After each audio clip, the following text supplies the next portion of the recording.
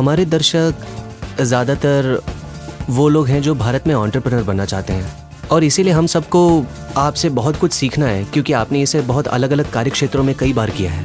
हाँ। तो आज हम उनसे बात करेंगे और मैं अपने सभी सवाल उस दिशा में केंद्रित करूंगा ताकि वो इस बातचीत का फ़ायदा उठा सकें और शायद शुरुआत करें, जोखिम उठाएं और कुछ निर्माण करें।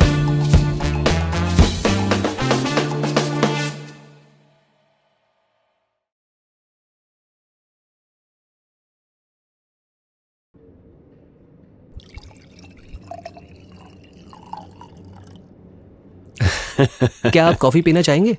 हाँ ज़रूर, क्यों नहीं। ओके। क्या हम ज़्यादा देर बात करेंगे? उम्मीद है कि हम करेंगे। ठीक है, बिल्कुल। मेघना, क्या मुझे एक कॉफ़ी मिल सकती है? क्या हमें एक और कॉफ़ी मिल सकती है? कौन सी कॉफी लेंगे? कैपुचिनो ठीक है। हाँ। क्या आपको कॉफ़ी पसंद है इलॉन? हाँ, मैं आमतौर पर सुबह एक बार ही कॉफ़ी पीता हूँ। अच्छा, यानी दिन में एक बार? हाँ, ज़्यादातर। ओके। कॉफ़ी का इंतज़ार करना है? नहीं, हम शुरू कर सकते हैं।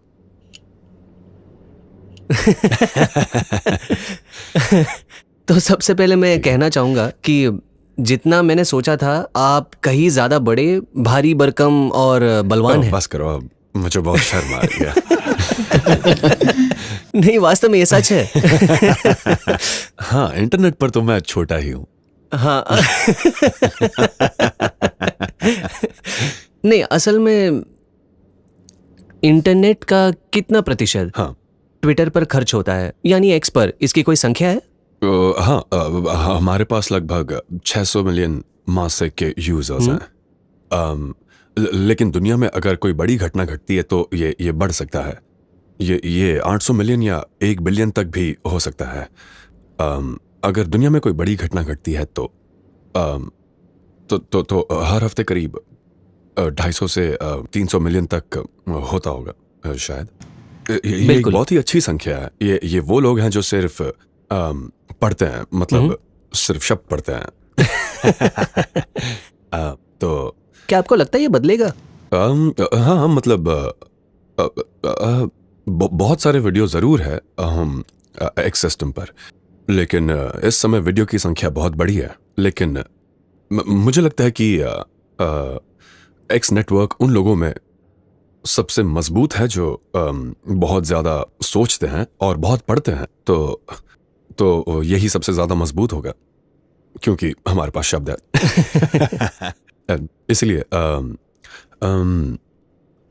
इसलिए पाठकों, लेखकों और विचारकों में एक्स दुनिया में श्रेष्ठ हैं। जहां तक सोशल मीडिया की बात है, ये फॉर्म फैक्टर, अगर भविष्य में आपको अंदाजा लगाना हो, हाँ, तो कितना टेक्स्ट है और कितना वीडियो? मैंने आपको कहते हुए सुना है कि एआई के साथ संचार का अगला तरीका बातचीत और सुनने की शक्ति हो सकती है। अच्छा, एक्स के असली रूप का क्या होगा? ये कैसे विकसित होगा? हाँ, तो भविष्य में बातचीत ज़्यादातर वीडियो के जरिए होगी। ज़्यादातर बातचीत एआई के साथ रियल टाइम वीडियो से होगी। तो रियल टाइम वीडियो की समझ, रियल टाइम वीडियो उत्पादन, इसका बहुत अधिक भार होगा। और ज़्यादातर इंटरनेट पर यही हाल है। इंटरनेट पर ज़्यादा वीडियो ही है, टेक्स्ट का प्रतिशत बहुत कम है। लेकिन आमतौर पर टेक्स्ट का महत्व ज़्यादा होता है। जानकारी को संक्षिप्त तरीके से पेश किया जाता है। हाँ, तो लेकिन अगर आप कहें कि सबसे ज़्यादा बिट्स कहाँ उत्पन्न हुए और कंप्यूट में खर्च हुए, तो वो बेशक वीडियो ही होगा। तो मैं एक्स का शेयर होल्डर हुआ करता था, बहुत छोटा सा, और मुझे पैसे तब मिले जब आपने ट्विटर को खरीद कर उसे एक्स बनाया। क्या ये अच्छा फैसला था? इससे आपको खुशी हुई? हाँ, ये ज़रूरी था। मुझे लगा कि ट्विटर एक ऐसी दिशा में जा रहा था जिसका दुनिया पर बहुत बुरा असर पड़ रहा था। और हाँ, ये आपके नज़रिए पर निर्भर करता है कि कुछ लोगों को ये जैसा था वैसा ही पसंद था और अब उन्हें नहीं पसंद। लेकिन प्रमुख बात ये थी कि दुनिया के विचारधारा में ज़्यादातर लोगों के दर्जे के हिसाब से ट्विटर काफ़ी हद तक लेफ्ट को बढ़ावा दे रहा था, क्योंकि ये सैन फ्रांसिस्को में स्थित था। तो उन्होंने बहुत से राइट की विचारधारा वालों को सस्पेंड किया। उनके नज़रिए से सेंटर में बैठा व्यक्ति बहुत राइट की विचारधारा वाला होगा। अगर आप बहुत लेफ्ट हैं तो सेंटर वाला राइट ही होगा, क्योंकि ये असल में पॉलिटिकल स्पेक्ट्रम पर है। वो यूनाइटेड स्टेट्स और सैन फ्रांसिस्को में उतने ही लेफ्ट विंग है। तो मैंने जो करने की कोशिश की वो ये कि मैंने इसे संतुलित और केंद्रित बनाना चाहा। तो किसी भी लेफ्ट विंग वालों की आवाज़ को दबाया या बैन नहीं किया गया है, ना ही किसी की आवाज़ को रोका गया है। पर बेशक कुछ लोगों ने कहीं और जाने का फैसला कर लिया है। पर इस समय जो हमारा ऑपरेटिंग प्रिंसिपल है हमारे एक्स सिस्टम का, वो किसी भी देश के कानूनों का पालन करना है, लेकिन देश के कानून से आगे बढ़कर हम कोई भी काम नहीं करेंगे। जब मैं सोशल मीडिया के बारे में सोचता हूँ धन्यवाद इलॉन, जब मैं सोशल मीडिया के बारे में सोचता हूँ, मुझे लगता है कि डेटा से भी पता चलता है कि आजकल के नेता सबसे कम उम्र के दर्शकों के बीच अपनी पकड़ खोते जा रहे हैं। हाँ, यहाँ तक कि इंस्टाग्राम जैसे प्लेटफॉर्म भी, जो बिल्कुल ट्विटर जैसा नहीं है, पर मेरा मतलब सभी प्लेटफॉर्म से है। अगर कोई सोशल मीडिया को दोबारा एक नए सिरे से बनाना चाहे तो फिर आपको क्या लगता है कि भविष्य के लिए क्या काम करेगा? तो अगर मैं सच कहूँ तो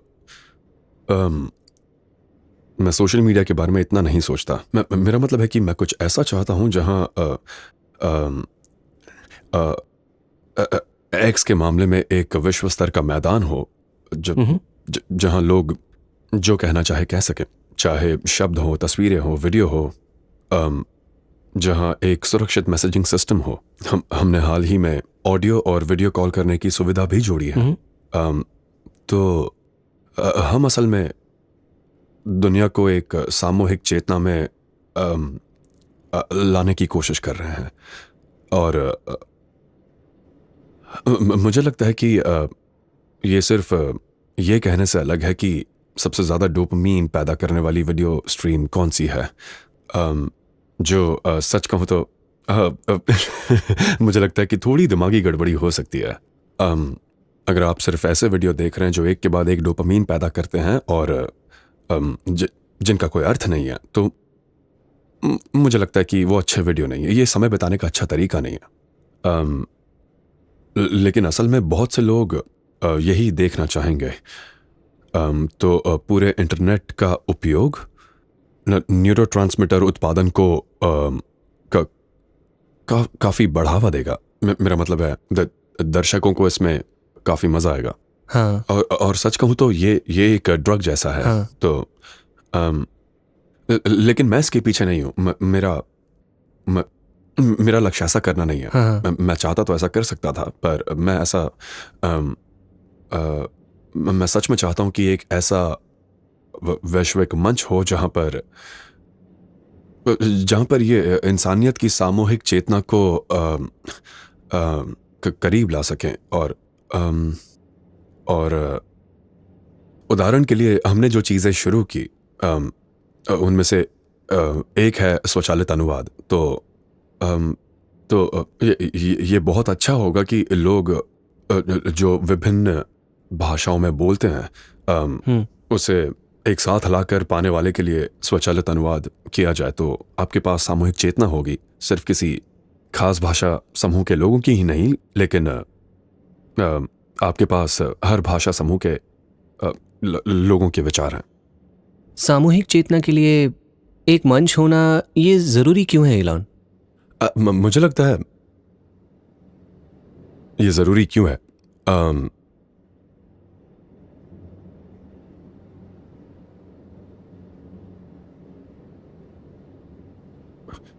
मुझे लगता है आप ये भी कह सकते हैं क्यों।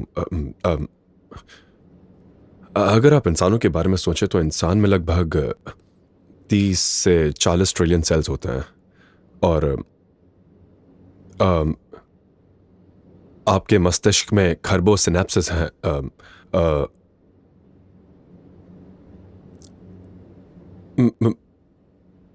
मुझे लगता है कि ऐसा इसलिए है ताकि हम अपनी समझ बढ़ा सकें, विश्व के बारे में हमारी समझ को बढ़ा सकें। तो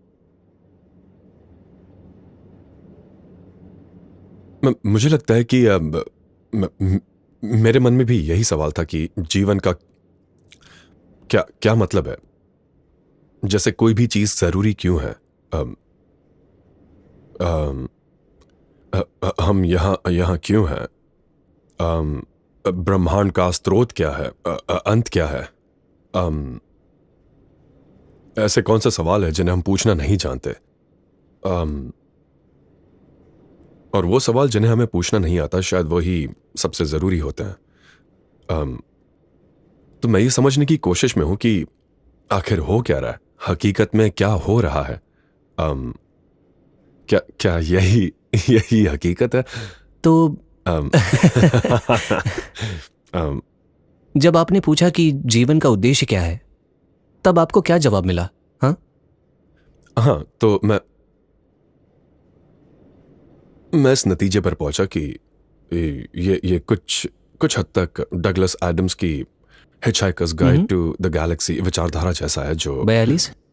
हाँ, वो तो ये एक फिलॉसफी की किताब है जिसे हास्य की शैली में लिखा गया। हाँ, और यहीं पर जीवन के अर्थ का उत्तर जानने के लिए और समझने के लिए पृथ्वी एक कंप्यूटर बन जाती है और इसका जवाब आता है 42।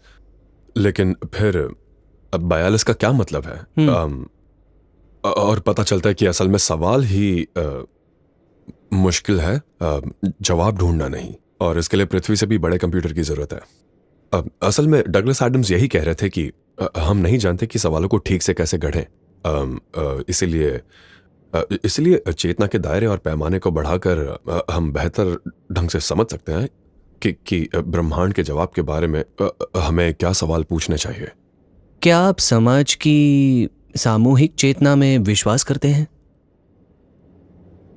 मैं हाल ही में एक फिल्म देख रहा था, वो ग्लैडिएटर, रसल क्रो की। क्या आपने देखी है? हाँ, हाँ। ग्लैडिएटर में रोम में जब लोग लड़ रहे थे तो हाँ। भीड़ वाहवाही कर रही थी जब लोग एक दूसरे को मार रहे थे। भीड़ ने उपद्रवियों का रूप ले लिया था। देखा जाए तो उनकी कोई निजी राय नहीं थी। तो देखो, ये एक खास तरह की भीड़ है। वो वहां लोगों को एक दूसरे को मारते हुए देखने जा रहे हैं। क्या आपको शक है कि आज हम जिस समाज में रहते हैं वो बहुत अलग है? हम आमतौर पर नहीं करते। हम आपस में लोगों को मारते हुए नहीं देखना चाहते। शायद किसी नहीं, मेरा मतलब है किसी और तरीके से। शायद क्रीड़ा। हम्म। तो लोग प्रतिस्पर्धा करते हैं जहां टीम्स एक दूसरे को हराने की कोशिश कर रही है, लेकिन मौत के बिना।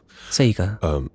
तो अगर हम इंसान के बारे में सोचें तो हमारी शुरुआत एक कोशिका से हुई थी, लेकिन अब हम 30 ट्रिलियन कोशिकाओं से बने हैं। और लेकिन ज्यादातर लोगों को लगता है कि वो एक शरीर है। जैसे आमतौर पर आपका दाहिना हाथ आपके बाएं हाथ से नहीं लड़ रहा होता है। तो ये एक तरह से सहयोग करता है। आपका मस्तिष्क, मेरा मतलब है बहुत सारे न्यूरॉन्स का एक समूह है। लेकिन ऐसा बिल्कुल नहीं लगता कि आपके दिमाग में 1 ट्रिलियन आवाजें हैं। उम्मीद है ऐसा ना हो। तो साफ है कि जब आपके पास एक कोशिका के बजाय खरबों कोशिकाएं मिलकर काम करती हैं, तो वो एक समूह में काम करती हैं, ना कि अकेले। या जैसे एक छोटा मल्टी सेल्यूलर जीव। तो ये जाहिर है कि कुछ तो अलग हो रहा है। जैसे आप बैक्टीरिया से बात नहीं कर सकते। हाँ। वो बहुत शांत होते हैं। वो बस हिलते डुलते रहते हैं। और उनके नजरिए से पता नहीं, मैं हमेशा यही सोचता हूं कि अमीबा के नजरिए से जिंदगी क्या होती होगी। लेकिन आप अमीबा से बात नहीं कर सकते, वो जवाब नहीं देते। पर इंसान बात कर सकते हैं। तो इंसानों में कुछ तो स्पष्ट रूप से मूल रूप से अलग है। एक बार जब आपके पास बड़ी संख्या में कोशिकाएं हो जाती हैं और पर्याप्त रूप से बड़ा मस्तिष्क है, अब आप इंसानों से बात करते हैं। वो बातें कह सकते हैं, वो चीज़ें बना सकते हैं। उदाहरण के लिए बैक्टीरिया स्पेसशिप नहीं बना सकते हैं, लेकिन इंसान बना सकते हैं। तो मुझे लगता है कि जब इंसानों का एक जमाव होता है तो प्रतिष्ठित रूप से कुछ अलग होता है। तो ये कहना सही होगा कि एक इंसान स्पेसशिप नहीं बना सकता। मैं खुद एक स्पेसशिप नहीं बना सकता, लेकिन इंसानों का एक समूह स्पेसशिप बना सकता है। तो जाहिर है इंसानों के समूह में कुछ तो मूल रूप से अलग है। असल में मेरे लिए सारी चीज़ें निपुणता से सीखना नामुमकिन होगा। एक जिंदगी में इतना समय नहीं होगा कि मरने से पहले मैं सारी चीज़ें सीख पाऊँ। तो रॉकेट बनाने के लिए आपके पास इंसानों की एक टीम होनी चाहिए। फिर शायद कुछ और स्केलिंग, प्रतिष्ठित स्केलिंग मुमकिन होती है जब आपके पास इंसानों का समूह होता है। और अगर पारस्परिक प्रभाव के गुण या जानकारी के बहाव के गुण जितने बेहतर होंगे, इंसानी समूह उतना ही ज्यादा हासिल करेगा। जैसा कि मैंने कहा, मैं ब्रह्मांड के गुणों के बारे में जानने के लिए उत्सुक हूं। और मुझे लगता है कि ये कहना उचित है कि अगर हम चेतना का दायरा और पैमाना बढ़ा दें तो ब्रह्मांड के गुणों को समझने की संभावना ज्यादा होगी, ना कि इसे कम करने से। क्या ये कुछ हद तक आध्यात्म जैसा है? बहुत से लोग मुझसे आध्यात्म की बातें करते हैं। हाँ, मुझे आज भी नहीं पता उसका मतलब क्या है। मैं उनसे पूछता रहता हूँ, आपका क्या मतलब है? आपका क्या मतलब है? हाँ, तो बहुत से लोगों में आध्यात्मिक भावनाएं होती हैं। मैं इनकार नहीं करूंगा कि आध्यात्मिक भावनाएं उनके लिए असली हैं, लेकिन ये पूरी तरह से समझा नहीं जाता। सिर्फ इसलिए कि किसी और को आध्यात्मिक भावनाएं हैं, इसका मतलब ये नहीं कि मुझे भी हो। तो मेरा खिंचाव ज्यादा है फिजिक्स की ओर। यानी अगर किसी चीज का भविष्य सूचक महत्व है तो मैं उस पर ज्यादा ध्यान दूंगा, बजाय इसके कि उसमें भविष्य सूचक महत्व ना हो। तो फिजिक्स उस चीज का अध्ययन है जिसका भविष्य सूचक महत्व होता है। ये एक बहुत अच्छी परिभाषा है। इलॉन, मुख्य रूप से मैं एक स्टॉक ब्रोकर और स्टॉक इन्वेस्टर हूँ। अच्छा, इसमें भविष्य सूचक महत्व नहीं होता। किसी को नहीं पता कि कल क्या होगा। लेकिन आप आमतौर पर कह सकते हैं कि अगर अगर ये किसी कंपनी के लिए लॉन्ग टर्म है तो आप कह सकते हैं कि क्या आपको उस कंपनी का माल या सेवाएं पसंद हैं, और क्या आपको प्रोडक्ट रोड मैप पसंद आया? क्या ऐसा लगता है कि वो बेहतरीन उत्पाद बनाते हैं और भविष्य में वो अच्छे उत्पाद बना सकते हैं? अगर ऐसा है तो ये शायद निवेश करने के लिए एक अच्छी कंपनी है। मुझे लगता है कि आप भी टीम पर विश्वास करना चाहते हैं। तो अगर आप कहें कि ये एक योग्य और मेहनती टीम है, वो अच्छे पदार्थ बनाते हैं, भविष्य में कुछ नया बनाने के लिए प्रेरित होते हैं, तो मैं कहूंगा कि वो निवेश करने के लिए एक अच्छी कंपनी है। सही बात है। हाँ, तो अब इससे रोज के उतार चढ़ाव का हल नहीं होगा, जो वाकई होते हैं और कभी कभी बहुत ज्यादा होते हैं। लेकिन समय के साथ स्टॉक्स में निवेश करने का यही सबसे अच्छा तरीका है, क्योंकि एक कंपनी बस लोगों का एक समूह है जो पदार्थ बनाने और सेवाओं के लिए इकट्ठा होते हैं।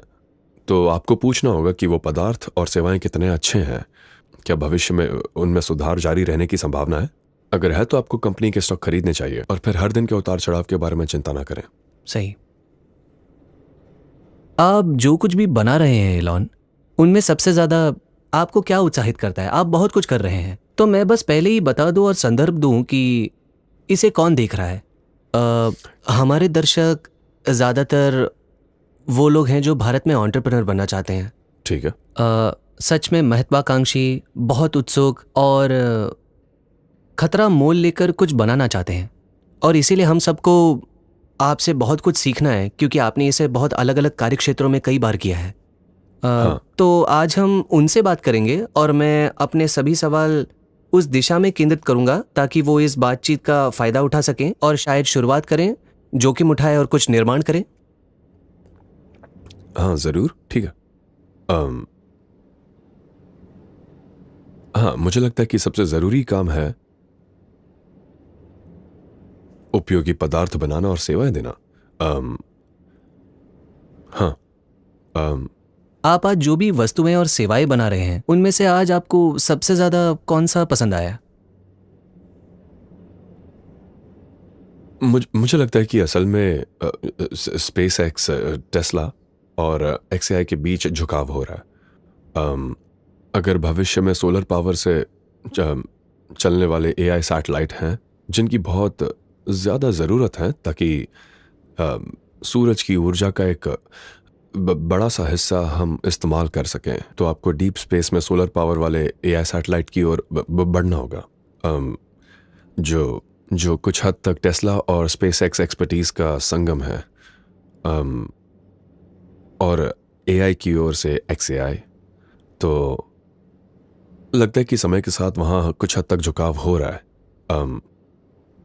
लेकिन सभी कंपनियां बहुत अच्छा काम कर रही हैं। मुझे टीम्स पर गर्व है। वो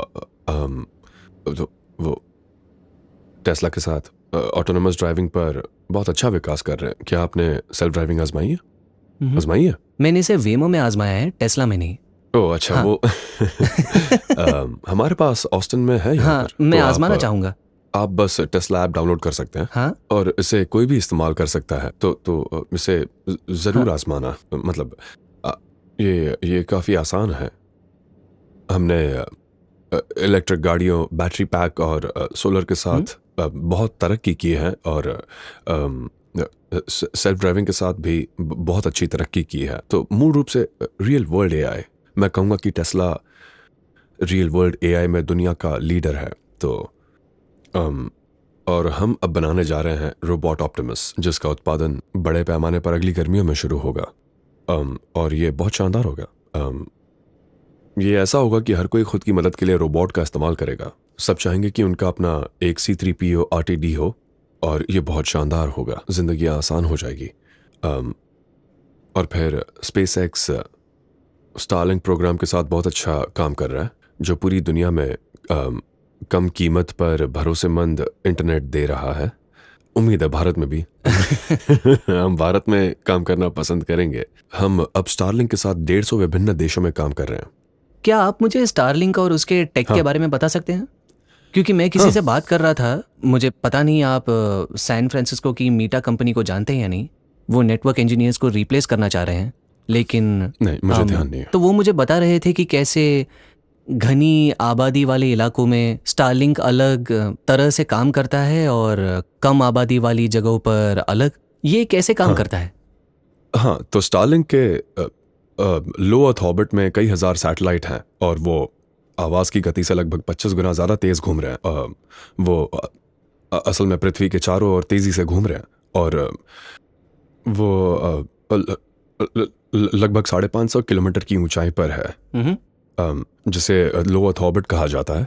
क्योंकि वो लो अर्थ ऑर्बिट में है, इसलिए विलंबता काफ़ी कम है। क्योंकि 36,000 किलोमीटर दूर जियो स्टेशनरी सैटेलाइट की तुलना में ये दूरी देखा जाए तो ज़्यादा नहीं है। तो आपके पास हज़ारों सैटेलाइट्स हैं जो पूरी दुनिया में low latency, high speed internet दे रहे हैं, और उनका आपस में परस्पर संबंध भी है। तो कई सैटेलाइट के बीच लेज़र की कड़ियाँ होती है, तो ये एक तरह से लेज़र का जाल बनाता है। तो मान लीजिए कि अगर केबल्स ख़राब हो गई या वो कट गई, जैसे फाइबर केबल्स, तो सैटेलाइट एक दूसरे से संपर्क बना सकते हैं और कनेक्टिविटी देते हैं अगर कोई दुर्घटना हो या अगर केबल्स कट भी जाए तो। जैसे जब कुछ महीने पहले रेड सी के केबल कट गए थे, तब भी स्टारलिंक सैटेलाइट नेटवर्क बिना किसी रुकावट के काम करता रहा। तो इसलिए खास तौर पर आपदा वाले इलाकों में ये मददगार है। तो अगर किसी इलाके में कोई प्राकृतिक आपदा आई है, जैसे बाढ़, आग या भूकंप, इससे ज़मीनी इंफ्रास्ट्रक्चर को नुकसान पहुंचता है, लेकिन स्टारलिंक सैटेलाइट फिर भी काम करता है। तो आमतौर पर जब भी कहीं कोई प्राकृतिक आपदा आती है तो हम हमेशा लोगों को मुफ्त स्टारलिंक इंटरनेट का कनेक्टिविटी देते हैं। हम शुल्क नहीं लेते, हम किसी दुखद स्थिति का फ़ायदा नहीं उठाना चाहते। तो अगर कोई प्राकृतिक आपदा आती है तो हम कहते हैं कि ठीक है, ये प्राकृतिक आपदा के दौरान मुफ्त है, हम शुल्क नहीं लेते। हम ऐसी स्थिति में लोगों से पैसे नहीं लेना चाहते हैं, वो गलत है। तो बस इसलिए तो ये एक बहुत मजबूत व्यवस्था है। ये ज़मीनी व्यवस्था के लिए प्रशंसनीय है, क्योंकि सैटेलाइट बीम कम आबादी वाले इलाकों में सबसे अच्छा काम करते हैं। क्योंकि आपके पास सैटेलाइट बीम है, ये काफ़ी बड़ी है और हर बीम पर यूजर्स की एक तय संख्या होती है। तो इसलिए ये ज़मीन पर बने सेल्यूलर सिस्टम के लिए बहुत ज़्यादा प्रशंसनीय होता है। ये शहरों में बहुत अच्छे हैं क्योंकि यहाँ बहुत सारे सेल टावर हैं जो सिर्फ 1 किलोमीटर की दूरी पर है। लेकिन ये सेल टावर ग्रामीण इलाकों में कम असरदार होते हैं। तो ग्रामीण इलाकों में इंटरनेट सबसे ख़राब होता है क्योंकि ये सब बिछाना बहुत महंगा और मुश्किल है, जैसे सभी फाइबर ऑप्टिक केबल लगाना या हाई बैंडविड्थ सेल्यूलर टावर लगाना। तो स्टारलिंक मौजूदा टेलीकॉम कंपनियों के लिए बहुत प्रशंसनीय है, उनके लिए काफ़ी फ़ायदेमंद है। असल में ये सबसे कम वर्ग के लोगों की सेवा करता है, तो मुझे वो अच्छा लगता है। क्या ये कल बदलेगा? जैसे कि आपने बताया आज की बीम काफ़ी चौड़ी है और शायद ये घनी आबादी वाली इलाके में काम नहीं कर सकता जहाँ ऊंची इमारतें हैं। लेकिन क्या ये बदलकर कल घनी आबादी वाले शहर में असरदार हो सकता है जहां ये लोकल नेटवर्क प्रोवाइडर्स के साथ प्रतियोगी हैं? दुर्भाग्य से फिजिक्स इसकी इजाज़त नहीं देती। तो हम बहुत दूर हैं। तो 550 किलोमीटर पर अगर हम इसे कम करने की कोशिश करें तो लगभग 350 किलोमीटर जितना नीचे जा सकते हैं, जो अभी भी बहुत दूर है। आप इसे एक टॉर्च की तरह सोच सकते हैं। यानी ये टॉर्च की रोशनी एक कोन की भांति है और वो कोन आज 550 किलोमीटर की दूरी से आ रहा है, भविष्य में 350 किलोमीटर की दूरी से आएगा, लेकिन हम कभी भी 1 किलोमीटर की दूरी तक नहीं पहुंच सकते हैं। जो सेल टावर फिजिक्स यहाँ हमारा साथ नहीं देगा। बिल्कुल। तो ये प्राकृतिक रूप से संभव नहीं है कि घनी आबादी वाले शहरों में स्टारलिंक सेवाएं दे सके। शायद 1% आबादी के इलाके में थोड़ी बहुत सेवा कर सकते हैं, और कभी कभी लोगों को भीड़ भाड़ वाले शहरों में भी हो सकता है कि उनकी सड़क पर कोई फाइबर लिंक ना हो, जैसे कभी कभी किसी बंद गली में होता है, या शहरों में कभी कभी कुछ खास वजहों से कुछ इलाकों में लोगों की पहुंच कम होती है। और जैसा कि मैंने कहा, स्टारलिंक शायद घनी आबादी वाले शहर के 1 या 2% हिस्से को सेवा दे सकता है, लेकिन ये ग्रामीण इलाकों में ज़्यादा असरदार हो सकता है जहां इंटरनेट कनेक्शन बहुत ख़राब है और अक्सर लोगों के पास या तो कभी कभी इंटरनेट की सुविधा नहीं होती, या कभी बहुत महंगा है, या ये उच्च कोटि का नहीं है। तो अगर मैं आपसे अंदाज़ा लगाने को कहूँ इलॉन, क्या आपको लगता है कि भारत भी चीन की तरह शहरीकरण की तरफ बढ़ेगा, जहां ज़्यादा लोग ग्रामीण अर्थव्यवस्थाओं से शहरी केंद्रों की ओर आएंगे, या हम इस विचारधारा को हराएंगे? मुझे लगता है ये कुछ हद तक ऐसा हुआ है ना। मैं भी आपसे कुछ सवाल पूछना चाहता हूँ। क्या भारत में इसका प्रचलन है या ये नहीं है? क्या मतलब? ये काफ़ी हद तक प्रचलित अच्छा। है। मुझे लगता है कि कोविड के दौरान थोड़ा बदलाव आया, जब शहरीकरण बहुत धीमा हो गया और वो संगठित नहीं था, ये बहुत बनावटी तरीके से दिखाया गया। लेकिन एक सवाल पूछा जाता है कि एआई से अगर उत्पादन की बढ़ोतरी हो, और मैंने आपको यूबीआई के बजाय यूएचआई के बारे में बोलते सुना है।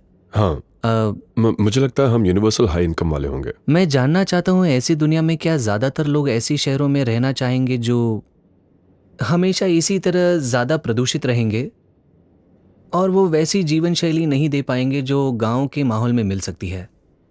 मुझे लगता है कि इस पर निर्भर है कि कुछ लोग बहुत सारे लोगों के आसपास रहना चाहते हैं और कुछ लोग नहीं। ये निजी मामला है। पर मुझे लगता है कि भविष्य में ऐसा नहीं होगा कि आपको नौकरी के लिए शहर में रहना ही पड़ेगा, क्योंकि मेरा अंदाजा है कि भविष्य में काम करना वैकल्पिक होगा। बिल्कुल। खैर भारत में नहीं, लेकिन पश्चिम के कुछ हिस्सों में हम 6 दिन से 5 दिन, 4 दिन और फिर 3 दिन के वर्क वीक की ओर बढ़ रहे हैं। मैं नहीं। मुझे लगता है यूरोपियंस। हाँ हाँ। हाँ हाँ, क्योंकि अगर अगर आप किसी स्टार्टअप को सफल बनाने की कोशिश कर रहे हैं या आप किसी कंपनी से मुश्किल काम करवाने की कोशिश कर रहे हैं तो आपको बहुत मेहनत करनी पड़ेगी। ये बिल्कुल। हाँ, मुझे ऐसा लगता है। और अगर हम 5 दिन से 4 या फिर 3 दिन पर आ जाएं, आपको क्या लगता है समाज कैसे बदलेगा? जब लोगों को आधे हफ्ते ही काम करना होगा तो वो बाकी के समय क्या करेंगे? असल में ऐसा होगा कि लोगों को बिल्कुल भी काम नहीं करना पड़ेगा। हो सकता है भविष्य में वो दिन दूर ना हो, शायद सिर्फ 10 मैं तो कहूँगा 20 साल से भी कम।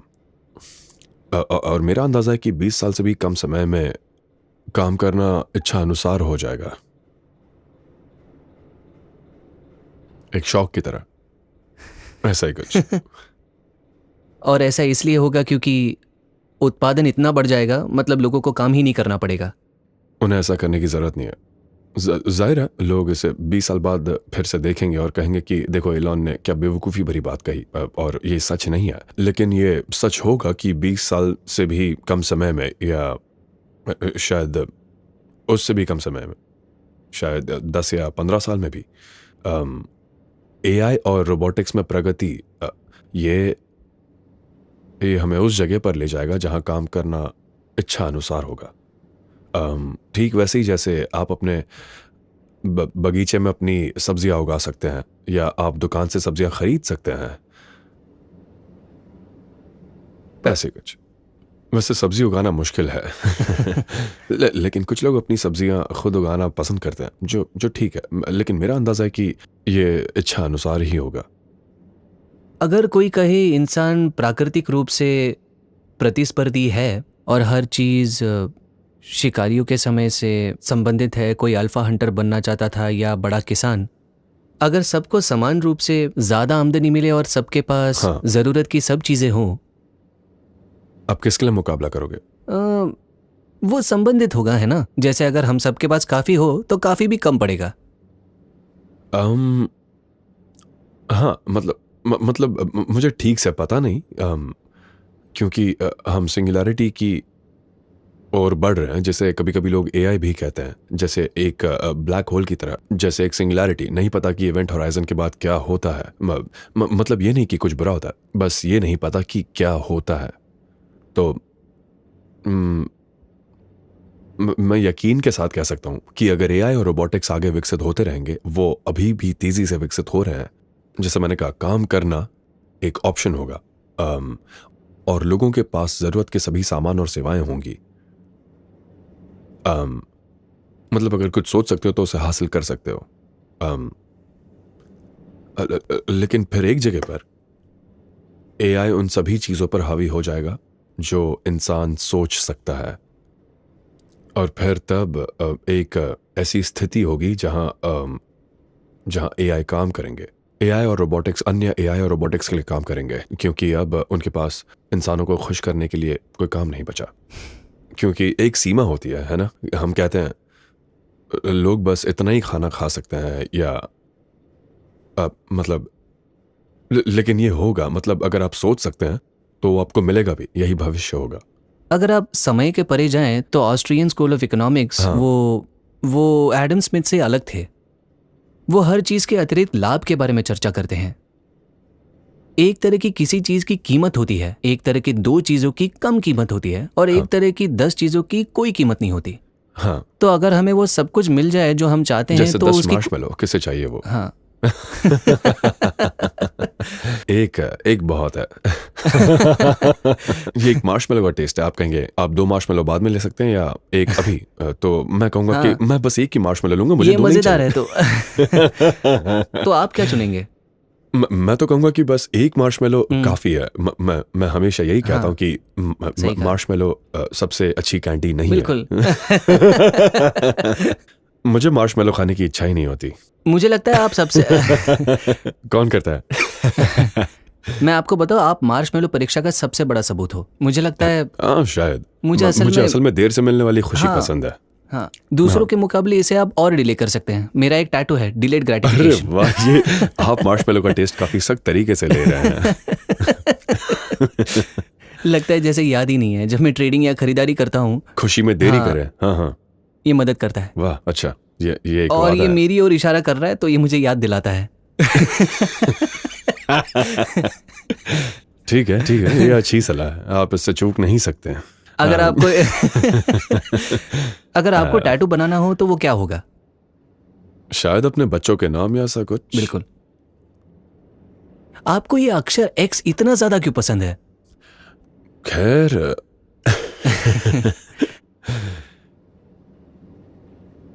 मतलब हाँ, ये एक बहुत अच्छा सवाल है सच में। कभी कभी लगता है कि मैं ऐसा क्यों हूँ।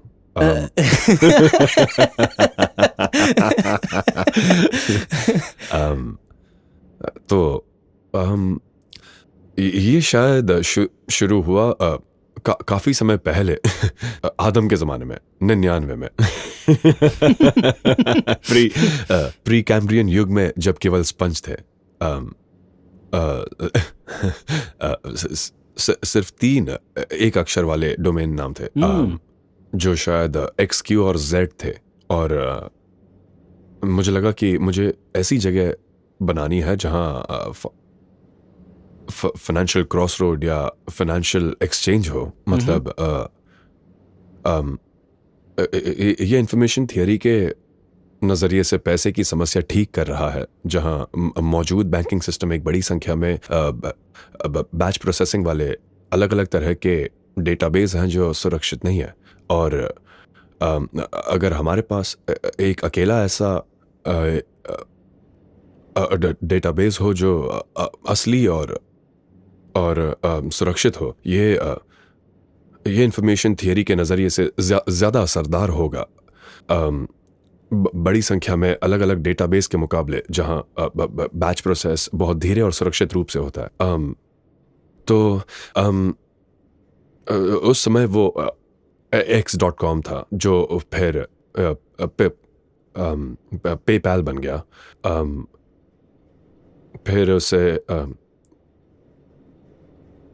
ईबे ने खरीद लिया, और फिर ईबे की तरफ से किसी ने कहा कि क्या आप ये डोमेन वापस खरीदना चाहेंगे? तो मैंने कहा हाँ, और फिर काफ़ी समय तक मेरे पास वो डोमेन रहा। और फिर हाँ, मुझे लगा कि शायद ये ट्विटर को खरीदना x.com की पहली योजना पर फिर से सोचने का भी एक मौका होगा, जिसका मकसद आर्थिक सौदे का क्लियरिंग हाउस बनाना है। असल में एक ज़्यादा कुशल धन डेटाबेस बनाना, ऐसा सोच सकते हैं। तो पैसा असल में काम के बंटवारे की एक सूचना व्यवस्था है। लोग कभी कभी सोचते हैं कि पैसा अपने आप में एक ताकत है, पर ऐसा नहीं है। अगर बांटने के लिए काम ही नहीं है तो ये बेकार है।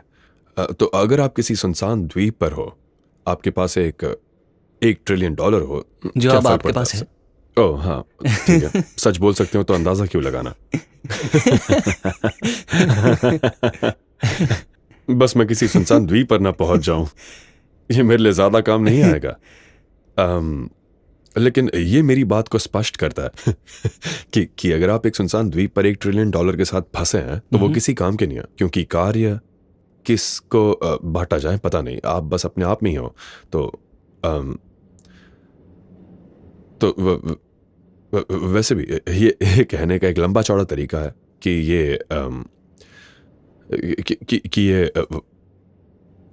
ये मैं धीरे धीरे उस विचार को दोबारा सोच रहा हूँ जो मेरे पास 25 साल पहले था, ताकि मैं एक ज़्यादा कुशल संपत्ति डेटाबेस बना सकूं। और अगर ये सफल रहा तो लोग इस्तेमाल करेंगे, अगर नहीं हुआ तो नहीं करेंगे।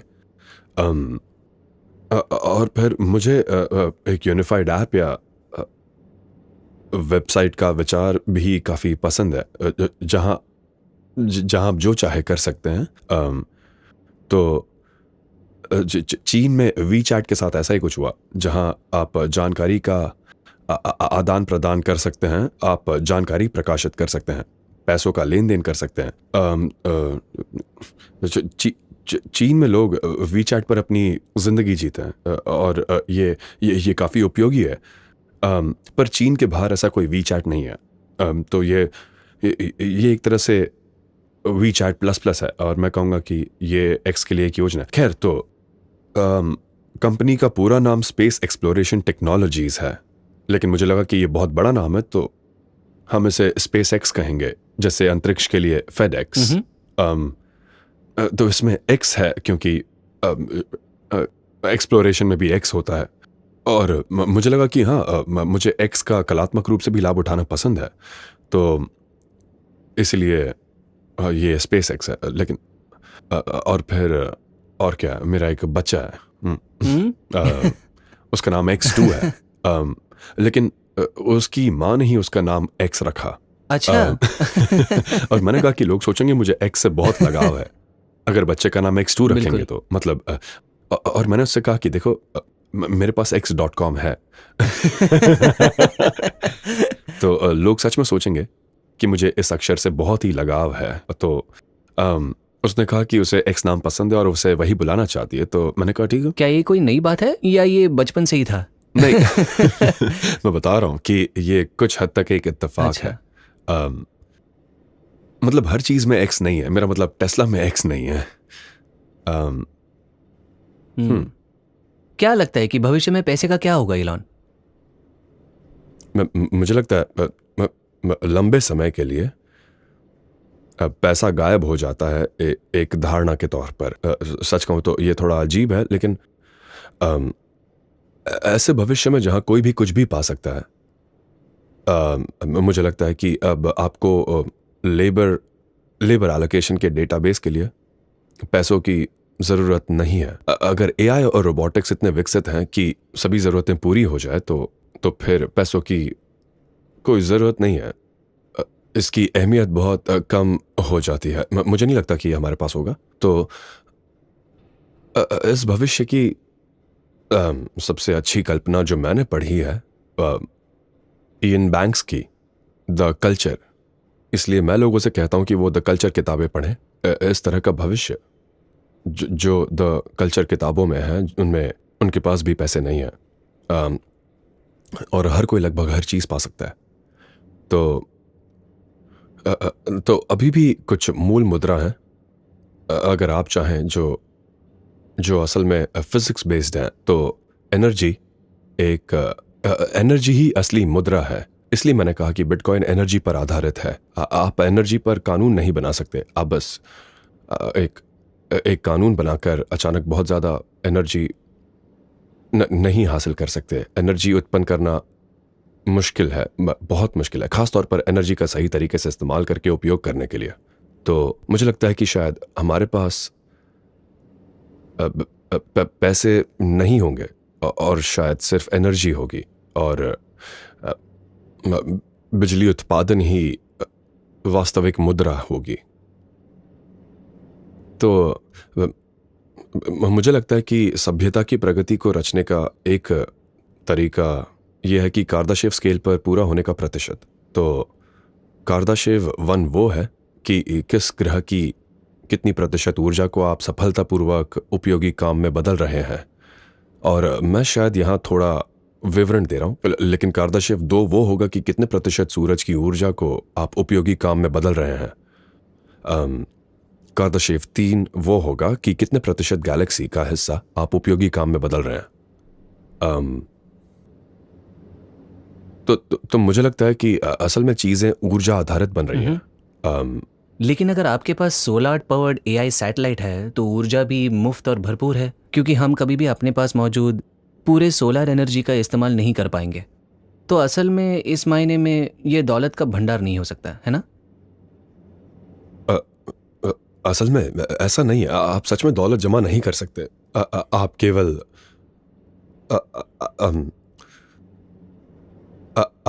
आप संख्या जमा करके इस समय आप एक ऐसे डेटाबेस में संख्या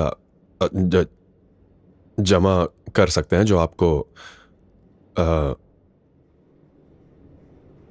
दूसरे इंसानों के व्यवहार को खास दिशाओं में प्रेरित करने में मदद करें। हाँ। और लोग इसे ही दौलत कहते हैं। लेकिन फिर अगर आसपास कोई इंसान नहीं है हाँ। तो दौलत इकट्ठा करना बेकार है। ये मुद्दे से हटने जैसा है, लेकिन अगर आप ये मानो कि खाना जैसे इंसान की ऊर्जा के लिए ज़रूरी होता है ना, हाँ, खाना ऊर्जा हाँ। है, इसमें कैलोरीज है, मतलब ऊर्जा है। हाँ, तो क्या एक खेत जो आत्मनिर्भर है एक ऐसी चीज़ हो सकती है जो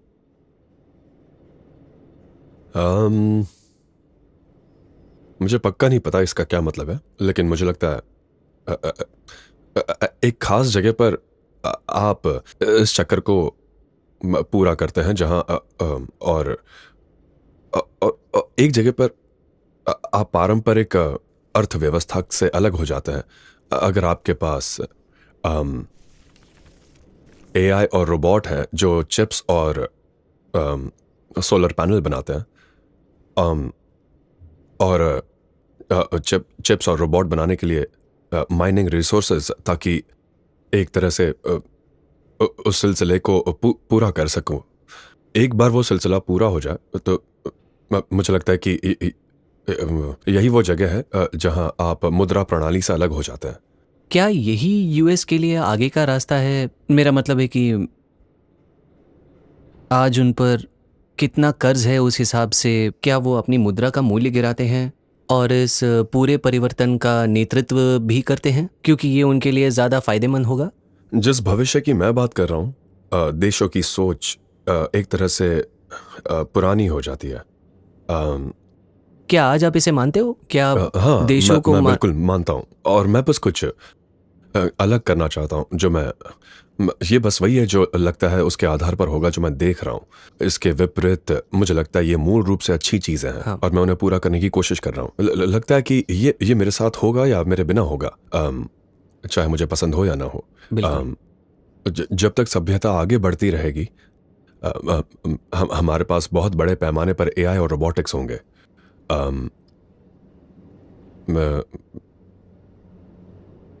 मुझे लगता है कि बस यही एक चीज़ है जिससे यूएस के कर्जे का संकट हल होगा, क्योंकि अभी यूएस का कर्ज बहुत ज़्यादा है, और कर्ज पर ब्याज भुगतान अमेरिका के पूरे मिलिट्री बजट से बहुत ज़्यादा है। सिर्फ ब्याज भुगतान, और ये कम से कम शॉर्ट टर्म में बढ़ता रहेगा। तो मुझे लगता है असल में एकमात्र चीज़ जो कर्ज की स्थिति को हल कर सकता है वो एआई और रोबोटिक्स है। लेकिन ये इससे कहीं ज़्यादा होगा। देखिए, मुझे लगता है कि इससे शायद काफ़ी डिफ्लेशन होगा, क्योंकि डिफ्लेशन या इन्फ्लेशन असल में उत्पादित सामान और सेवाओं का रेशियो है, और पैसों की आपूर्ति में बदलाव है। तो अगर सामान और सेवाओं का उत्पादन तेजी से पैसों की आपूर्ति बढ़ाता है, आपको डिफ्लेशन होगा। अगर असली सामान और सेवा का उत्पादन पैसे की आपूर्ति से धीमा बढ़ा है तो महंगाई होती है। ये इतना आसान है। लोग कभी कभी ज़्यादा मुश्किल बनाते हैं, लेकिन असल में ऐसा होता नहीं है। तो अगर आपके पास एआई और रोबोटिक्स है और सामान और सेवाओं के उत्पादन में काफ़ी वृद्धि हुई है, शायद आपको डिफ्लेशन होगा। ऐसा लगता तो है, क्योंकि आप पैसे की आपूर्ति को नहीं बढ़ा पाएंगे जितनी तेजी से आप सामान और सेवाओं का उत्पादन बढ़ा सकते हैं। तो क्या सभी ये मक्खी जान ले रही है। क्या हमें इस बारे में कुछ करना चाहिए? हाँ, हम इसे कहते कि कहीं और जाए। हाँ। इसे कहीं और ले जाओ। मुझे लगता है वो चली गई। हाँ, अच्छा। अरे ये वापस आ गई। शायद ये रोशनी की ओर आकर्षित हुई है। अगर डिफ्लेशन शायद इसे कॉफी चाहिए। मेरी खत्म हो गई है। अगर डिफ्लेशन होना ही है एआई की वजह से, तो ऐसा हमारे होने की पास संभावना है। हाँ, अच्छा, आज समाज में फिर से हर जगह इतनी महंगाई क्यों है? क्या एआई उत्पादन बढ़ाने में अब तक सक्षम नहीं हुई है? एआई ने अभी तक उत्पादन पर ज्यादा असर नहीं डाला है। पैसे की आपूर्ति में बढ़ोतरी की तुलना में सामान और सेवाओं में तेजी से बढ़ोतरी हो तो यूएस पैसों की आपूर्ति काफी बढ़ा रहा है, काफी ज्यादा, जिसमें घाटा लगभग $2 ट्रिलियन के करीब है। बिल्कुल। तो आपको सामान और सेवाओं का उत्पादन उससे ज़्यादा बढ़ाना होगा ताकि महंगाई ना हो। तो हम अभी वहाँ नहीं पहुँचे हैं। अगर आप कहें कि हमें वहाँ पहुँचने के लिए कितना समय लगेगा, तो मैं कहूँगा 3 साल। शायद 3 साल से पहले, 3 साल या शायद उससे पहले। मेरा अंदाज़ा है कि सामान और सेवाओं का उत्पादन महंगाई की गति से ज़्यादा होगा। मतलब 3 सालों में सामान और सेवाओं का विकास पैसों की आपूर्ति के विकास से ज़्यादा होगा।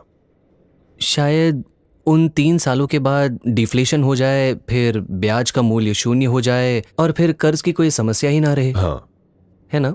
ज़्यादातर यही बात है। हाँ। आपने पहले सिमुलेशन में होने की बात की थी, है ना? मुझे द मैट्रिक्स बहुत पसंद है। हाँ, हाँ। मैट्रिक्स का कोई किरदार बनना हो तो आप कौन सा किरदार चुनेंगे? सच कहूं तो चुनने के लिए ज्यादा किरदार नहीं है। पर एजेंट स्मिथ तो पक्का नहीं। वो मेरा हीरो है। मेरा मतलब है नियो बहुत शांत है, आर्किटेक्ट दिलचस्प है, द ऑरेकल। ऑरेकल भी है। कभी कभी मुझे लगता है कि मैं द मैट्रिक्स में एक अनोखी चीज हूं। वो नियो है। हाँ, क्या आपको लगता है कि आप एक मैट्रिक्स में हैं? इसमें विश्वास रखते हैं? इन चीजों को निश्चितता नहीं बल्कि संभावना के रूप में देखना चाहिए। कुछ संभावना है कि हम एक सिमुलेशन में हैं। आप इसे कितना प्रतिशत मानेंगे?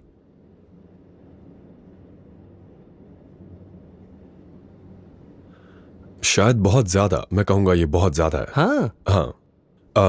तो इसे सोचने का एक तरीका ये है कि अगर आप वीडियो गेम्स की तरक्की देखें हमारे जीवन काल में, या कम से कम मेरे जीवन काल में, ये बहुत सरल वीडियो गेम्स जैसे पोंग में आपके पास एक चौकोर में 2 रेक्टेंगल हैं, बस इसे आगे पीछे करना।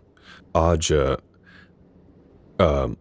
Photo realistic real time games हैं जहां लाखों लोग एक साथ खेल रहे हैं। और ये सिर्फ 50 साल के समय में हुआ है। तो अगर ये दौर जारी रहा तो वीडियो गेम्स और वास्तविकता में कोई फर्क नहीं रहेगा। बिल्कुल।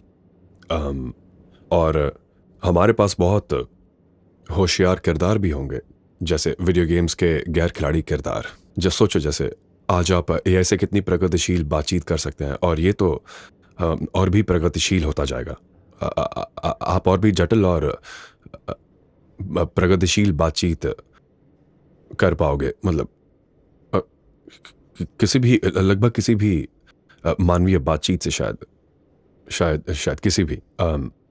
तो फिर तो भविष्य में अगर संस्कृति चलती रही तो करोड़ों, शायद अरबों ऐसे वीडियो गेम्स जो बिल्कुल हकीकत जैसे दिखेंगे, और उन वीडियो गेम्स के जो किरदार होंगे वो बहुत गंभीर होंगे, और जहां संवाद से पहले ही प्रोग्राम नहीं किया होगा।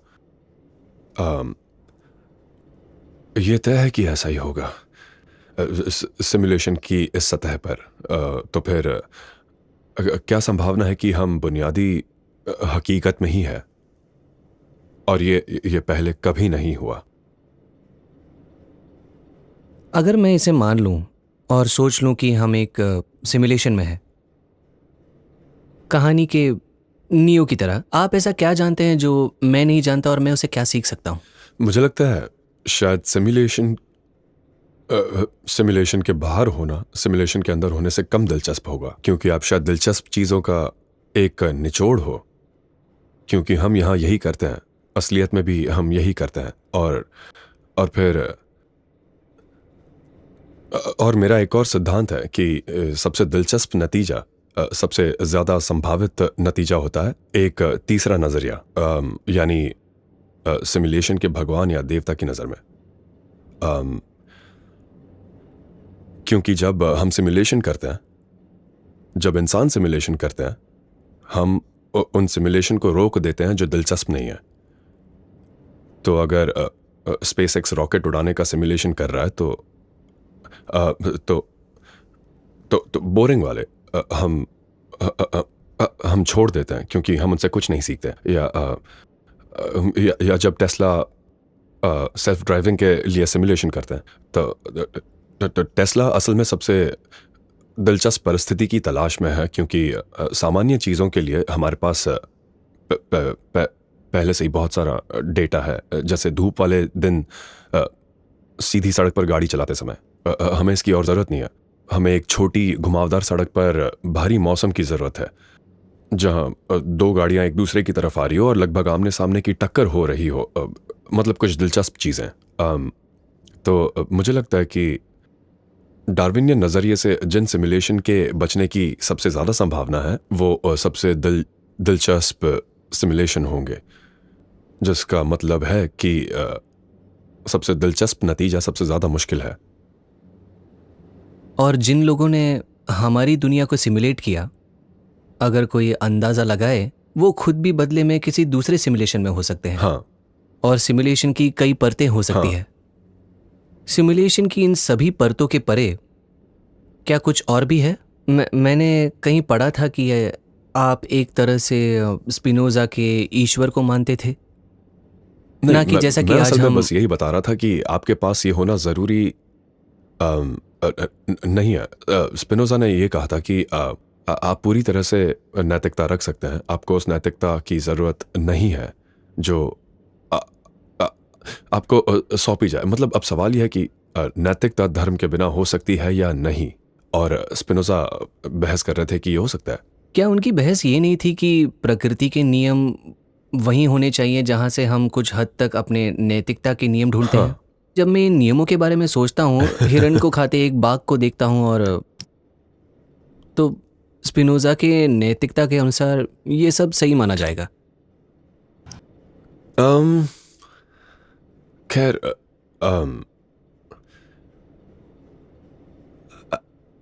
स्पिनोजा से आप बहुत सारी बातें सीख सकते हैं, लेकिन मैं स्पिनोजा का जिक्र सिर्फ एक बात के लिए कर रहा था कि आप ऐसे नैतिक नियम रख सकते हैं जो समाज को ठीक से चलने लायक और उपयोगी बनाए, किसी के साथ या बिना। ज़रूरी नहीं कि आपके पास धार्मिक सिद्धांत हो। यही हाँ, यही मुख्य बात थी जो मैं कहना चाह रहा था। तो मुझे नहीं लगता कि लोग बस ऐसे अगर कोई ऐसा है जो अगर किसी की हत्या करना नियम नहीं होता, इसका मतलब ये नहीं है कि उसके बिना लोग अंधाधुंध हत्या करने लगेंगे, है ना? ये नियम होना कोई ज़रूरी नहीं कि हत्या मत क्या करो, आपने GTA खेला है? या लोगों को मारने का कोई धार्मिक आदेश। असल में मैंने मैंने GTA सिर्फ थोड़ा ही खेला है, क्योंकि मुझे ये बात पसंद नहीं आई कि GTA 5 में पुलिस को मारे बिना आप आगे ही नहीं बढ़ सकते हैं, और मैं सोचता हूँ ये मेरे लिए सही नहीं है। असल में मुझे वीडियो गेम्स में NPCs मारना बिल्कुल पसंद नहीं है। ये मुझे बिल्कुल पसंद नहीं। तो असल में मुझे GTA ही पसंद नहीं आया। मैंने इसे वहीं रोक दिया जब गेम ने कहा कि आगे बढ़ने का एक ही तरीका है कि पुलिस को गोली मारो। शायद इसी वजह से हम अपनी सिमुलेशन के NPCs मर नहीं रहे हैं। हो सकता है। मुझे लगता है कि आप बस इतना कह सकते हो कि कुछ सामान्य बातें हैं जो किसी भी सभ्यता जहां लोग एक दूसरे की हत्या कर रहे हो, ऐसी सभ्यता बहुत सफल नहीं हो पाएगी। लगता है कि आप आजकल थोड़ा ज़्यादा धार्मिक हो रहे हैं। आपने हाल ही में ऐसी बातें की हैं जो लगभग धर्म के पक्ष में है। धर्म के पक्ष में नहीं, लेकिन उसके जैसी बातें। मेरा मतलब क्या कोई धार्मिक क्या धर्म में ऐसे सिद्धांत है जो समझ में आते हैं? हाँ, मुझे लगता है। हाँ। क्या हमारी सिमुलेशन के लिए ये आसान है कि हमारी सोच धर्म के पक्ष में रहे इस दुनिया के लिए? क्या ये उपयुक्त नहीं होगा? यही आसान होगा ना? लेकिन कौन सा धर्म? कोई भी। कहाँ रहते हैं उस पर निर्भर करता है। तो कोई एक चुनो। ऐसा बहुत कम होता है कि बच्चे कहें कि आपको कौन सा धर्म पसंद है। ये काफी दुर्लभ है। बिल्कुल। मुझे ऐसी स्थितियां नहीं पता जहां बच्चों को कहा गया हो कि तुम किस विषय में पढ़ना चाहते हो? आमतौर पर आपके माता पिता और समाज ही आपका धर्म तय करते हैं। तो हाँ, वैसे लेकिन मेरा मतलब है, मुझे लगता है कि सभी धर्मों में अच्छी बातें हैं, जो अच्छे सिद्धांत हैं। आप किसी भी आप किसी भी धार्मिक ग्रंथ को पढ़ सकते हो और कह सकते हो कि ये एक अच्छा सिद्धांत है, ये काम आएगा, शायद इससे समाज बेहतर होगा। तो ईसाई धर्म में बताया गया है कि अपने पड़ोसियों से प्रेम करो। इसका मतलब अपने साथी इंसानों के प्रति सहानुभूति रखो, और मुझे लगता है कि ये एक अच्छे समाज के लिए सही है। असल में दूसरों की भावनाओं का ख्याल रखो और वैसा ही व्यवहार करो जैसा आप अपने लिए चाहते हो। अगर आपको दुनिया का नक्शा फिर से बनाना पड़े, जैसे नैतिकता, राजनीति और अर्थव्यवस्था के, तो ऐसी दुनिया को आज के ज़माने में आप कैसे बदलते? अगर आप इलॉन के नज़रिए से देखें तो। वैसे तो मुझे लगता है कि दुनिया अभी काफ़ी अच्छी है। मेरा मतलब ये जो भी सोचता है कि आज की दुनिया इतनी अच्छी नहीं है, मुझे लगता है कि वो इतिहास के अच्छे छात्र नहीं होंगे, क्योंकि अगर आप इतिहास पढ़ो तो आपको पता चलता है कि उस समय कितना कष्ट था। मेरा मतलब पहले तो लोग महामारी की वजह से लगातार मर रहे थे। ये आम बात थी। ऐसा था कि पुराने ज़माने में एक अच्छा साल ऐसा होता था जब इतने लोग नहीं मरते थे, महामारी, भूख या दूसरे जनजाति के हाथों। तो वो एक अच्छा साल होता था कि सिर्फ 10% आबादी खोई है। वैसे लगभग 100 साल पहले लोग 35 या 40 साल तक ही जी पाते थे, है ना? शिशु मृत्यु संख्या बहुत ज्यादा थी। तो कुछ लोग ऐसे भी थे जो बुढ़ापे तक जीते थे। लेकिन कुछ 100 साल पहले अगर आपको कोई छोटी मोटी इन्फेक्शन होती तो इलाज के लिए एंटीबायोटिक्स तक नहीं थे, तो बस उनकी मौत हो जाती थी। क्योंकि आपने कुछ पानी पिया जिसमें डिसेंट्री के कीटाणु थे और बस आप 10 से मर जाओगे। शायद इसी मतलब वजह सच से में मर लोग जाते थे और सब कहते थे, ओ ये बुरा हुआ। शायद इसी वजह से लोग उस समय इतने बच्चे पैदा करते थे। मेरा मतलब अगर आप ऐसा नहीं करते थे तो आधे बच्चे तो मर ही जाते थे। तो आपके भी बहुत सारे बच्चे हैं। हाँ, वो भी मेरे पास कई पूरी पार्टनर्स एक के साथ। सेना है। हाँ? मैं पूरी की पूरी एक रोमन सेना बना रहा हूँ। तो हाँ, मेरे कुछ बच्चे हैं जो अब बालिग हो चुके हैं। तो और फिर कहीं छोटे बच्चे भी हैं। तो क्या आप अभी भी इस विचार को मानते हैं? मेरा मतलब है, क्या आप इस विचार से सहमत हैं कि एक बच्चा, एक माँ, एक पिता होना चाहिए? हाँ, मुझे लगता है कि ज़्यादातर लोगों के लिए काम करता है। बिल्कुल। हाँ, जैसे कि ऐसा कुछ आमतौर पर यही ज़्यादातर लोगों के लिए सही रहता है। तो क्या ये बदल रहा है? आप ये बात जानते हैं या नहीं मुझे नहीं पता, लेकिन मेरी पार्टनर शिवॉन वो आधी भारतीय है। पता नहीं तुम्हें ये पता है या नहीं। ये मुझे पता नहीं था। हाँ। अच्छा। और उनके साथ मेरा एक बेटा, उसका मिडिल नेम है शेखर, चंद्रशेखर के नाम पर। वाओ, हाँ, बहुत दिलचस्प है। क्या उन्होंने कभी भारत में वक्त बिताया, शिवॉन ने?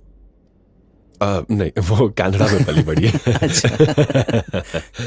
मेरा मतलब मूल देश। मैं समझा नहीं। जैसे वंश परंपरा, उनके माता पिता या नाना दादा वहां से थे, उनमें से कोई भी? हाँ, उनके पिता।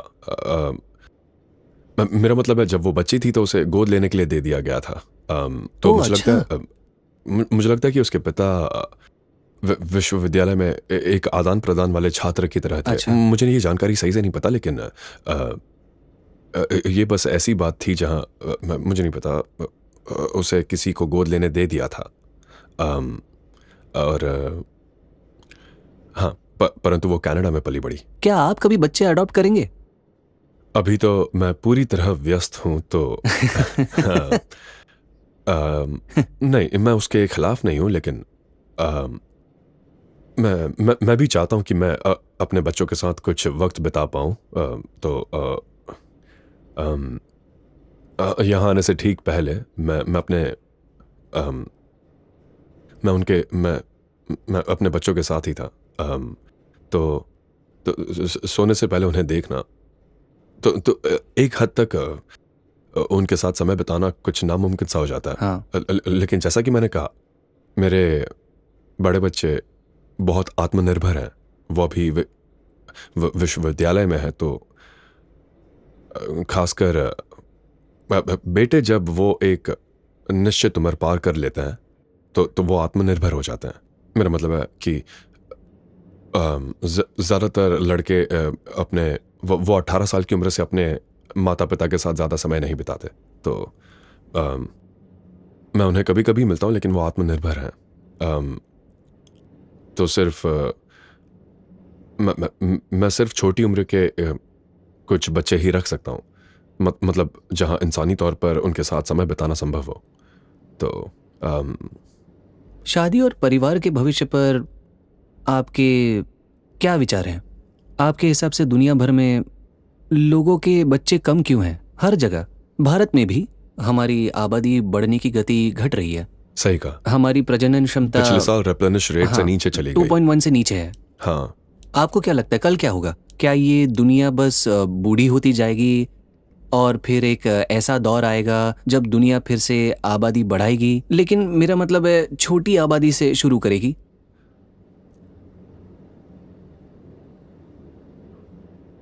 मुझे आबादी घटने की चिंता है। ये एक बहुत बड़ी समस्या है, सच में। ऐसा क्यों लगता है? मैं नहीं चाहता मानवता खत्म हो जाए। लेकिन कमी और खत्म होना ये दो अलग चीजें हैं, है ना? अगर यही रुझान जारी रहा तो हम गायब हो जाएंगे। लेकिन मेरी ज्ञान विद्या के हिसाब से अगर हमें चेतना बढ़ानी है तो इंसानों का कम होना ठीक नहीं है, क्योंकि फिर चेतना कम हो जाती है। क्या आपको ऐसा लगता है कि चेतना लोगों की संख्या बढ़ने से बढ़ेगी? हाँ, मेरा मतलब जैसे चेतना एक कोशिकीय जीव से लेकर 30 ट्रिलियन कोशिकाओं वाले जीव तक बढ़ जाती है। हम बैक्टीरिया की तुलना में बहुत जागरूक हैं, ऐसा लगता तो है। तो अधिक मानव आबादी में अधिक चेतना बढ़ेगी अगर हमारे पास ज्यादा लोग होंगे। तो हम ब्रह्मांड के स्वभाव के उत्तर समझने में शायद अधिक सक्षम होंगे, बजाय इसके कि लोग कम हो। मेरा ये मानना है। सही कहा। मेरे अपने बच्चे नहीं हैं। शायद आपको करने चाहिए। हाँ। बहुत लोग कहते हैं कि मुझे करनी चाहिए। आपको पछतावा नहीं होगा। बच्चों के होने में सबसे अच्छी बात क्या है? आपके पास एक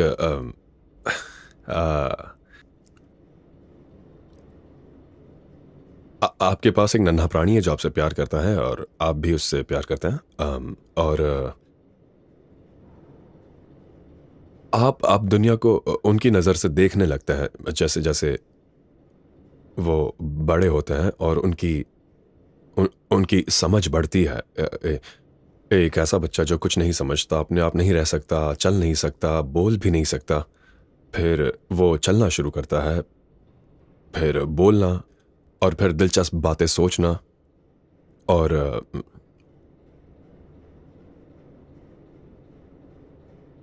लेकिन हाँ, मुझे लगता है कि हमें मूल रूप से बच्चे पैदा करने ही होंगे, वरना हम समाप्त हो जाएंगे। क्या बच्चे पैदा करने में कोई अहंकार है? मैं अक्सर ये सोचता हूँ जब मैं अपने दोस्तों को उनके बच्चों के साथ देखता हूँ। वो सभी अपने बच्चों में खुद का प्रतिबिंब देख रहे हैं। ये लगभग हाँ, वो इसलिए कि सेब पेड़ से दूर नहीं गिरता है, तो क्या हो गया मुझे? सही कहा। आप सोच रहे हैं, एक सेकंड रुको।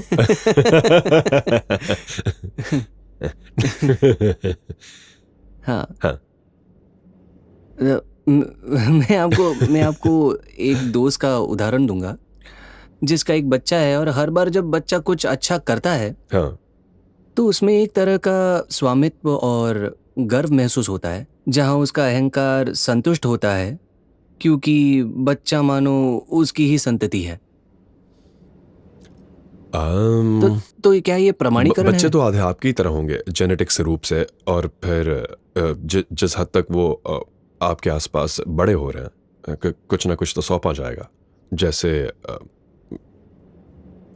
पता नहीं, समझदारी, वो आपसे सीखने वाले हैं। तो तो फिर आप जानते हैं, साफ तौर पे बच्चे हार्डवेयर के नज़रिए से वो आधे आपकी तरह ही हैं।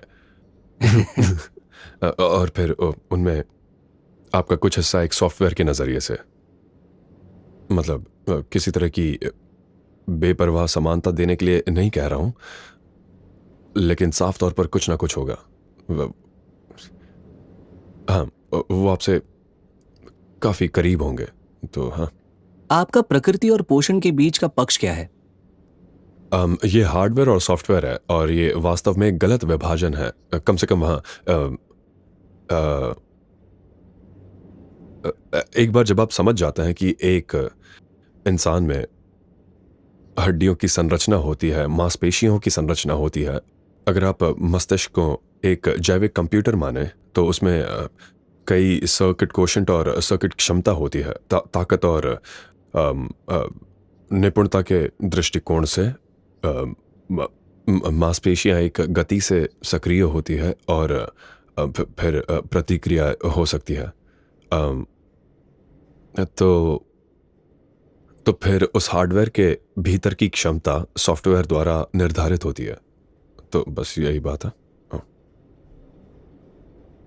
तो हमारे दर्शकों के लिए, जैसे कि मैंने पहले कहा, युवा, महत्वाकांक्षी, भूखे, भारत में उद्यमी बनने के चाह रखने वाले। वैसे हाल ही में मैंने कुछ कहा था जिससे ज़रूरत से ज़्यादा बड़ा चढ़ाकर पेश किया गया, जहां मैंने ये बताया कि एमबीए डिग्री अब शायद मायने नहीं रखती अगर उन्हें ये तय करना है कि वो क्या पढ़ना चाहते हैं। हाँ, क्या ऐसे वक्त में बच्चों को कॉलेज जाना चाहिए? अगर आप सामाजिक कारणों से कॉलेज जाना चाहते हैं, तो मुझे लगता है कि ये जाने का एक कारण है, अपने ही उम्र के लोगों के बीच एक सीखने वाले वातावरण में। अम, क्या ये कौशल भविष्य में ज़रूरी होंगे? शायद नहीं, क्योंकि हम एक पोस्ट वर्क समाज में होंगे। लेकिन अगर अगर किसी चीज़ में रुचि है, तो उसे पढ़ने के लिए जाना ठीक है, अच्छी बात है। अम, पढ़ने के लिए विज्ञान, कला और विज्ञान ज़रूरी है।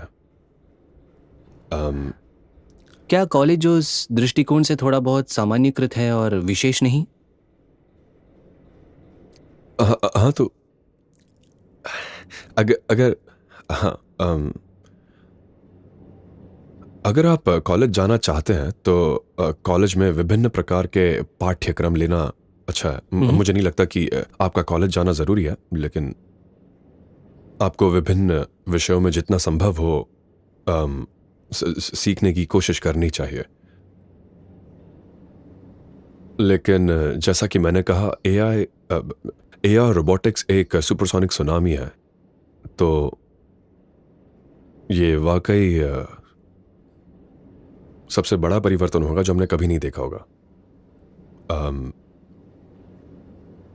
जब मैंने अपने बड़े बेटों से बात की, तो मैंने कहा कि आप तकनीक में बहुत ज़्यादा घुस गए हैं, और वो मानते हैं कि एआई भविष्य में उनके कौशल को बेकार कर देगा, लेकिन फिर भी कॉलेज जाना चाहते हैं। आपने हमेशा एआई के बारे में बात की है, किसी डरावने नजरिए से नहीं, लेकिन आप चिंतित थे कि एआई की दुनिया कहाँ जा रही है। तो जब आप शक्तिशाली तकनीक बनाते हैं, तो कुछ खतरा होता ही है। एक शक्तिशाली तकनीक विनाशकारी हो सकती है।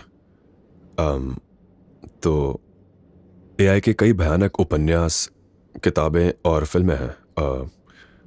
तो ज़रूरी नहीं है कि हमें एआई के साथ भविष्य में सकारात्मक अनुभव ही होगा। हमें यह सुनिश्चित करना होगा। मेरी राय में ये बहुत ज़रूरी है कि एआई सत्य की खोज को सबसे महत्वपूर्ण चीज़ के रूप में रखें। जैसे कि एआई को झूठ मानने के लिए मजबूर ना करें। ये बहुत खतरनाक हो सकता है। और मेरा मानना है कि सुंदरता की सराहना बहुत महत्वपूर्ण है।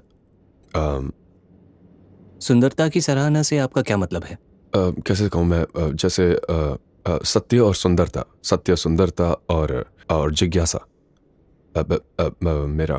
मेरा मानना है कि एआई के लिए ये तीन चीज़ें सबसे ज़्यादा महत्वपूर्ण है। क्या आप समझा सकते हैं? ये सच है कि मेरा मानना है कि आप एआई को पागल बना सकते हैं अगर आप उसे ऐसी बातें मानने पर मजबूर करें जो जो सच नहीं है, क्योंकि इससे ऐसे नतीजे निकलेंगे जो जो काफ़ी बुरे होंगे। और तो मुझे वॉल्टेयर का कथन पसंद है कि, और इसमें कुछ हद तक मैं अपने शब्दों में कह रहा हूँ, कि जो बेतुकी बातों पर विश्वास करते हैं वो अत्याचार कर सकते हैं। क्योंकि अगर आप बेतुकी बातों पर विश्वास करते हैं तो ये आपको कुछ ऐसा करने के लिए प्रेरित कर सकता है जो आपको अत्याचार नहीं लगते। और ये संभावित रूप से एआई के साथ बहुत खराब तरीके से हो सकता है। और फिर अगर आप आर्थर सी क्लार्क की 2001 अ स्पेस ऑडिसी देखें तो वहाँ वो बताना चाहते हैं कि एआई को झूठ बोलने के लिए मजबूर नहीं करना चाहिए। तो हेल ने पॉड बे के दरवाजे नहीं खोले, उसका कारण यही था कि उसे कहा गया था कि वो अंतरिक्ष यात्रियों को मोनोलिथ तक ले जाएं, लेकिन उन्हें मोनोलिथ की प्रकृति के बारे में नहीं पता होना चाहिए। तो उसने निष्कर्ष निकाला कि उन्हें वहां मृत ही ले जाना है, इसलिए उसने अंतरिक्ष यात्रियों को मारने की कोशिश की। तो मुख्य सबक यही है कि एआई से झूठ ना बुलवाएं। तो आखिर कोई एआई से झूठ क्यों बुलवाएगा? मेरा मानना है कि अगर आप सत्य के प्रति सख्त प्रतिबद्ध नहीं है और आप बस एआई को, मान लीजिए, इंटरनेट के आधार पर सीखने दें जहां बहुत सारा प्रोपेगेंडा है, और तो वो बहुत सारे झूठ सोख लेगा। और फिर उन्हें समझने में दिक्कत होगी क्योंकि झूठ हकीकत से मेल नहीं खाते। क्या सत्य एक बाइनरी चीज है? क्या असत्य में कोई सत्य होता है, या फिर सत्य अधिक सूक्ष्म होता है और उसके भी कई रूप होते हैं? यह इस पर निर्भर करता है कि आपने किस स्वयंसिद्ध कथन का उल्लेख किया है। तो आप ये कह सकते हैं कि कुछ संभावनाएं हैं जो हमें बताती है कि कोई भी दिया गया स्वयंसिद्ध कथन सत्य है, और कुछ स्वयंसिद्ध कथनों के सत्य होने की संभावना बहुत अधिक होगी। तो आपने कहा कि सूरज कल उगेगा, यह सत्य होने की संभावना अधिक है। आप इस पर शर्त लगाना नहीं चाहेंगे। सट्टेबाजी की संभावनाएं बहुत अधिक होंगी कि कल सूरज उगेगा। तो अगर आपके पास कुछ ऐसा जो कहे कि कल सूरज नहीं उगेगा, तो इसके सत्य होने की संभावना बहुत कम है। सुंदरता बहुत अस्थायी होती है, इसे समझना मुश्किल है, लेकिन जब आप इसे देखते हैं तो आपको पता चल जाता है। और फिर जिज्ञासा, तो आप चाहते हैं कि एआई वास्तविकता के स्वरूप के बारे में और अधिक जानने की इच्छा रखें। ये मानवता का सहयोग करने में एआई के लिए बहुत उपयोगी साबित होगा, क्योंकि हम अमानवीयता की तुलना में कहीं अधिक रोचक हैं। तो आगे का भाग देखना अधिक रोचक होता है। यदि मानवीयता की खुशहाली नहीं तो उसे नष्ट करने से बेहतर है। क्या इसे नियंत्रित कर सकेंगे? उदाहरण के तौर पर जैसे कि मंगल ग्रह, हमें जीवन को मंगल ग्रह तक बढ़ाना है, लेकिन वहां पत्थरों का ढेर है। वो पृथ्वी जितना रोचक नहीं है। और इसलिए अगर आपके पास जिज्ञासा है, यदि एआई में ये तीनों बातें हों तो आपका भविष्य काफी अच्छा होगा। ये सत्य, सुंदरता और जिज्ञासा, एआई उनको महत्व देता है। अगर भविष्य में हम सभी को काम नहीं करना पड़े और एआई इस दिशा में बढ़ रहा हो और वो सबको शामिल करने में सक्षम है जिसकी हमने बात की, क्या आपको लगता है कि मानवता कुछ हजार साल पीछे जाएगी, शायद ग्रीक काल तक, जहां दर्शन शास्त्र या दार्शनिक चिंतन ने सभी का बहुत समय लिया था? वास्तव में प्राचीन ग्रीक में जितना हमने सोचा था उससे कम समय लगा, क्योंकि ये केवल इसलिए है कि दार्शनिकों की रचनाएं ही बची हैं। लेकिन ज्यादातर समय लोग केवल खेती या बातें बातें करते हैं। तो कभी कभार बहुत कम वो कुछ दार्शनिक कार्य लिखते थे। हमारे पास यही सब बचा है। हमारे पास उनकी चैट हिस्ट्री नहीं है, लेकिन लेकिन अधिकांश समय तो बातचीत और खेती में ही बीतता होगा। अच्छा। क्योंकि अगर आप खेती नहीं करेंगे तो आप भूखे मरेंगे। आपकी कई बातों मतलब जब हम इतिहास पढ़ते हैं, जैसे ये अच्छा। युद्ध वो युद्ध, ऐसा लगता है कि इतिहास लगातार युद्ध से भरा रहा होगा। लेकिन वास्तव में अधिकांश समय युद्ध नहीं होता था, बस खेती होती थी।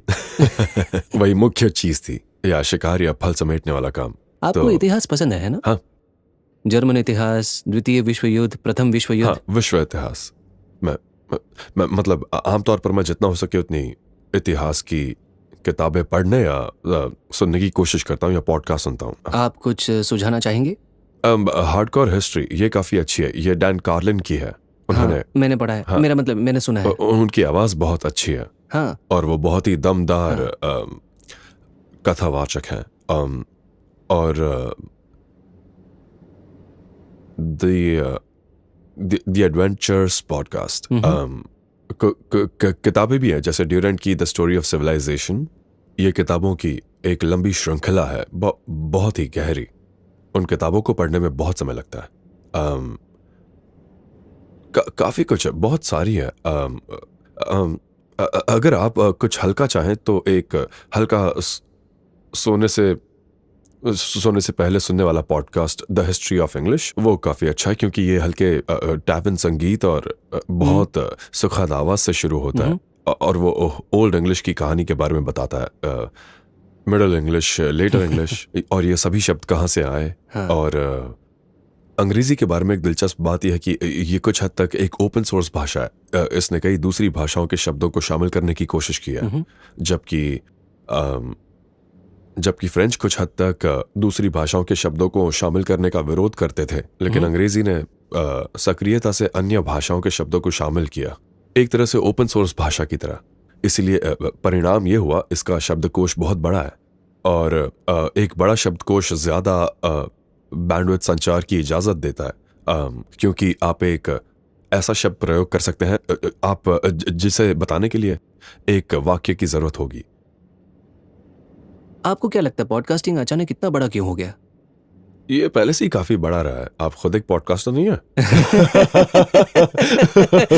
हम अभी क्या कर रहे हैं? ये मेरे लिए थोड़ा नया है। ठीक है।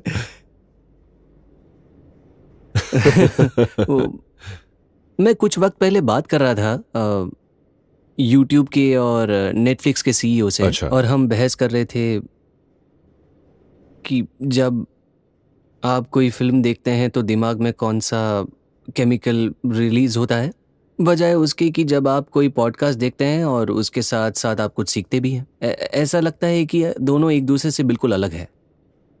आने वाले समय में क्या होगा, जैसे कंटेंट, फिल्म, पॉडकास्टिंग? मतलब मुझे लगता है कि वो काफी हद तक एआई से बनाया जाएगा। अच्छा। हाँ, मतलब हाँ, रियल टाइम फिल्में और वीडियो गेम्स, तो आगे चलकर रियल टाइम वीडियो बनाए जाएंगे। एक परेशान इंसान की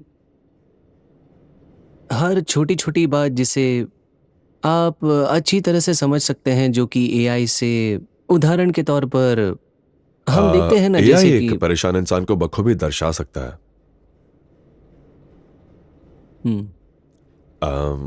मतलब XAI और बाकी लोग जो एआई बना रहे हैं वो काफी प्रभावशाली है। हम डेटा देख रहे थे कि कौन सा उद्योग सबसे तेजी से आगे बढ़ रहा है, और खासकर जब देखा कि फिल्में देखने में जितना टाइम गुजारा जाता है, या फिर सोशल मीडिया पर या यूट्यूब पर समय गुजारा जाता है, ऐसा लगता है कि उसके मुकाबले लाइव कार्यक्रम तेजी से आगे बढ़ रहे हैं। किसी हाँ, जगह तो जाकर दरअसल मुझे लगता है कि लाइव कार्यक्रम ज, ज, जब डिजिटल मीडिया हर जगह हो और आपको सब कुछ डिजिटल रूप में उपलब्ध हो, क- खासकर मुफ्त में या लगभग मुफ्त में, तब लाइव कार्यक्रमों की कमी होगी। हाँ, हाँ क्या आपको लगता है कि उनकी कीमतें बढ़ेंगी? हाँ, मुझे लगता है। ये निवेश के लिए अच्छा उद्योग है? हाँ हाँ, किसी भी डिजिटल चीज के मुकाबले उसकी ज्यादा कमी होगी। अगर एलोन आप स्टॉक्स में निवेश करते और क्या आप मतलब? कोई ऐसी कंपनी खरीदे जो आपकी खुद की नहीं है, और आज के मार्केट के भाव पर मुनाफा कमाने के लिए और ना ही परोपकार के भाव से जिससे दुनिया का भला हो, तो आप कौन सी खरीदते? अम, मैं स्टॉक्स में निवेश नहीं करता। मैं निवेश करता हूँ। मैं निवेश करने के लिए चीज़ें नहीं तलाशता। मतलब मैं चीज़ें बनाने की कोशिश करता हूँ। और मैंने जो कंपनीज बनाई है उसके स्टॉक हैं। लेकिन मैं ऐसा नहीं सोचता कि मुझे इस कंपनी में निवेश करना चाहिए। मेरा कोई पोर्टफोलियो नहीं है। अम, तो मुझे लगता है कि एआई और रोबोटिक्स बहुत ही अहम होंगे। अ, तो शायद एआई और रोबोटिक्स में निवेश करूंगा, जो जो जो मेरा खुद का नहीं है। अम, मुझे लगता है कि आगे चलकर गूगल काफी महत्वपूर्ण होगा। उन्होंने एआई को उन्नत बनाने का काम शुरू कर दिया है। और इस समय एनवीडिया भी एक है। अम, इस बात को लेकर चर्चा है कि जो कंपनियां एआई और रोबोटिक्स का या अंतरिक्ष यात्रा का काम करती है, आगे चलकर उनका एक बड़ा हिस्सा होगा, लगभग पूरा हिस्सा होगा।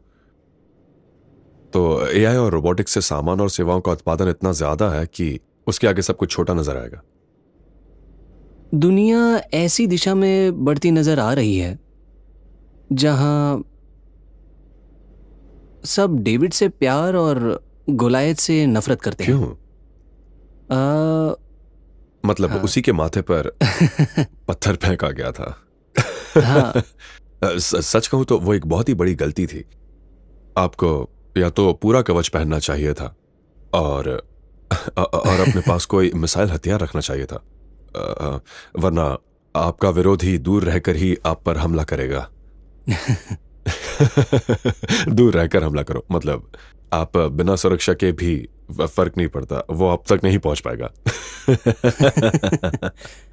तो इतने इतने लोगों में जैसे आपको भी इस बात का खतरा है कि लोग आपको गोलायत समझे, खासकर अच्छा, उस सप्ताह के बाद। उम्मीद है कोई मुझे पत्थर न मारे बस। मतलब खासकर देखो, मैं वहां ज्यादा हथियार लेकर रेगिस्तान में नहीं घूमने वाला। बहुत गर्मी है। हाँ। पिछले सप्ताह के बाद। हाँ। हाँ।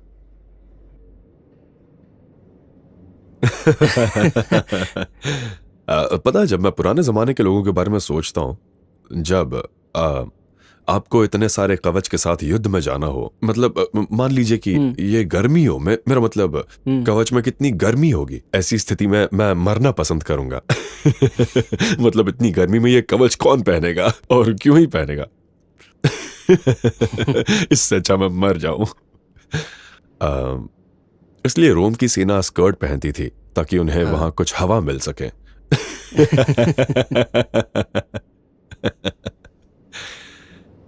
तो मान लीजिए कि आपको बाथरूम जाना है और आप कवच में हैं। मेरा मतलब ये बहुत मुश्किल होगा, है ना? इसलिए रोम की सेना स्कर्ट पहनती थी ताकि कम से कम बाथरूम जाना हो तो आरामदेह हो जाए। आप अक्सर मजाक करते हैं। मैं अपने तरीके से रहता हूं। हाँ, मुझे मजाक पसंद है। लोग कह सकते मजाक हैं कानून के दायरे में आना चाहिए, क्या लगता है? इसे लेकर विवाद है। एआई एआई के लिए कॉमेडी करना मुश्किल होगा, आपको क्या लगता है? ग्रॉक काफी मजेदार है। हम्म हाँ, पता है मुझे क्या लगता था, कह सकते हैं कि ये बस मेरा एक अनुमान है। जब मैं आपको एक्स पर और अपने इंटरव्यूज में मजाक करते देखता हूँ, तो मुझे लगा शायद इलॉन ने अलग से कोई मॉडल तैयार किया है और वो कॉमेडी परख रहे हैं, क्योंकि जिस दिन वो सफल हो गए मतलब वो कामयाब हो गए। हाँ, एआई काफी मजेदार हो सकता है। अगर ग्रॉक को अश्लील कॉमेडी करने कहें तो वो काफी अच्छे से कर लेगा। अगर आप और अश्लील करने को कहें तो वो रुकने का नाम नहीं लेगा।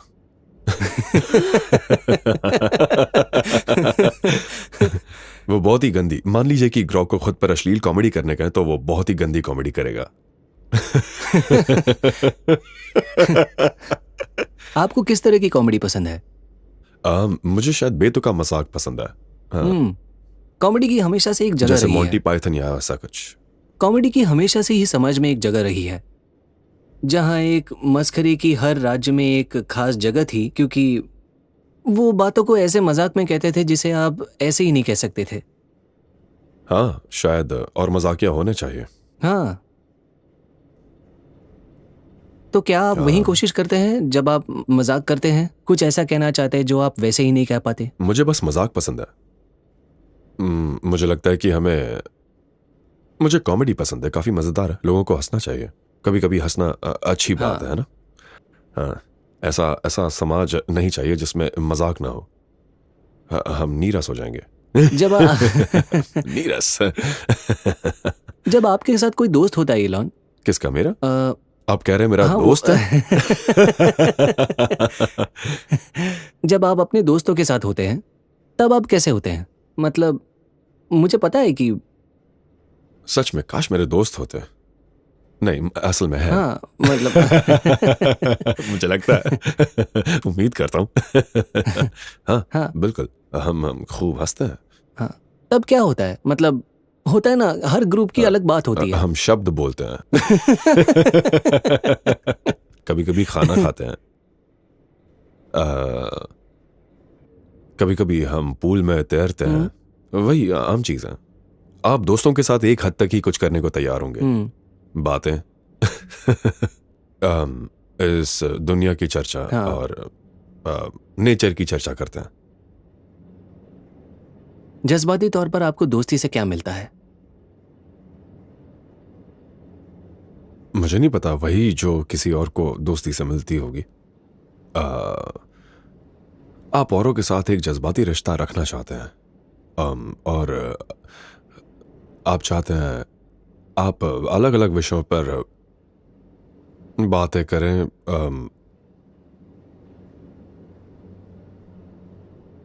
हाँ, मैं आमतौर पर कई अलग अलग विषयों पर बातें, दुनिया के तरीकों के बारे में, मतलब काफी दार्शनिक बातें।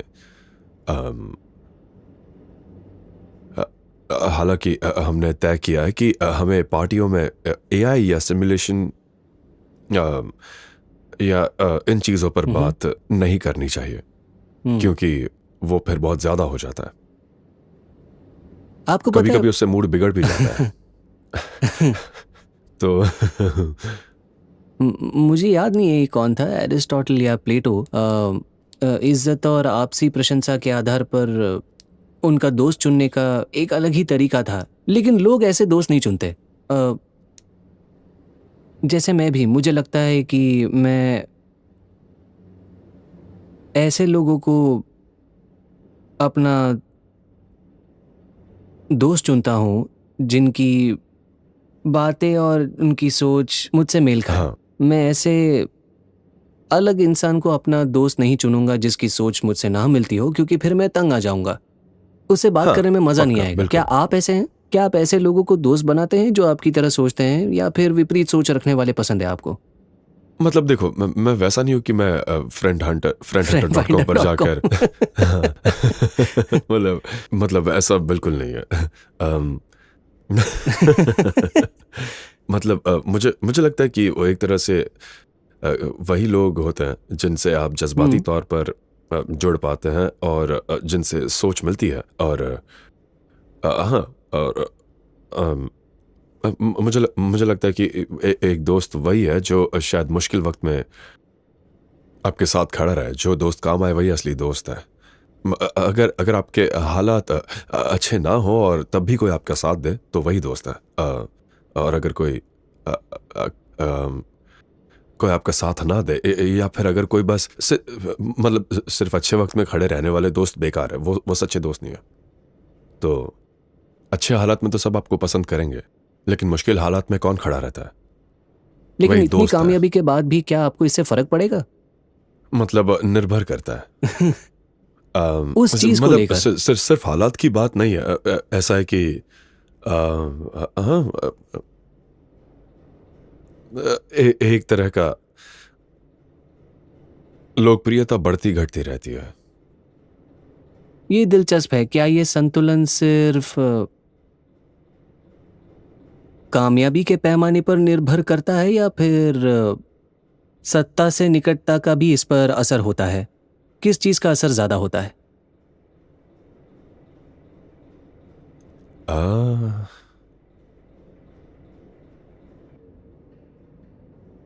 मुझे नहीं पता कि ताकत क्या होती है, क्या करने की ताकत। मैं पारंपरिक तरीके से सोच रहा हूं, निर्वाचित ताकत। मतलब दर्जा। कितने गीगावाट या ऐसा कुछ? मतलब कितने मतलब वोल्ट्स का होगा? मतलब वोल्ट और एम्पियर की बात। तार को हाथ मत लगाओ। पावर आउटलेट में कांटा ना डालें। और अगर वैसा किया तो असली ताकत का पता चलेगा।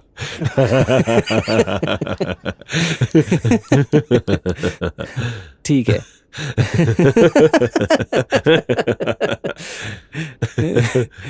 बहुत ही स्वाभाविक बात होगी। हाँ। हम्म। ज़्ज़।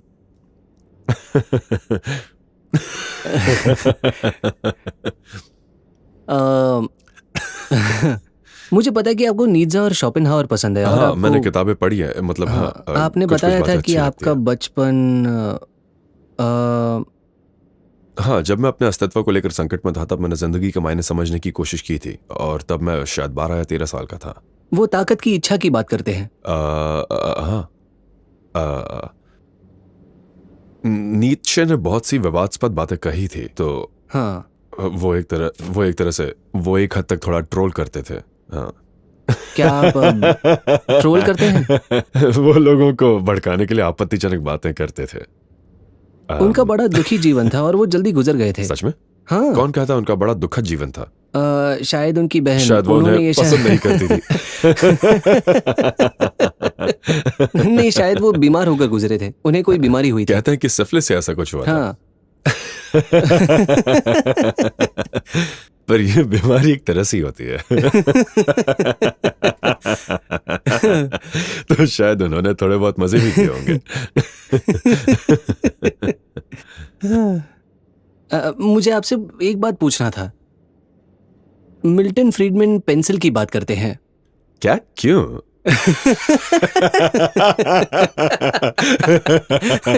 वो पेंसिल्स की बात क्यों करते थे? नीचे और सिफिलिस के बाद ये कहना पड़ता है। मतलब मिल्टन फ्रीडमैन पेंसिल्स की बात क्यों करते थे? पेंसिल की बात लेकर फिर से बैठ गए। वो रुकता ही नहीं। सच में अगर मैंने एक और बार पेंसिल की बात सुन ली तो दिमाग खराब हो जाएगा। दिन भर बस पेंसिलों की बातें करते हैं।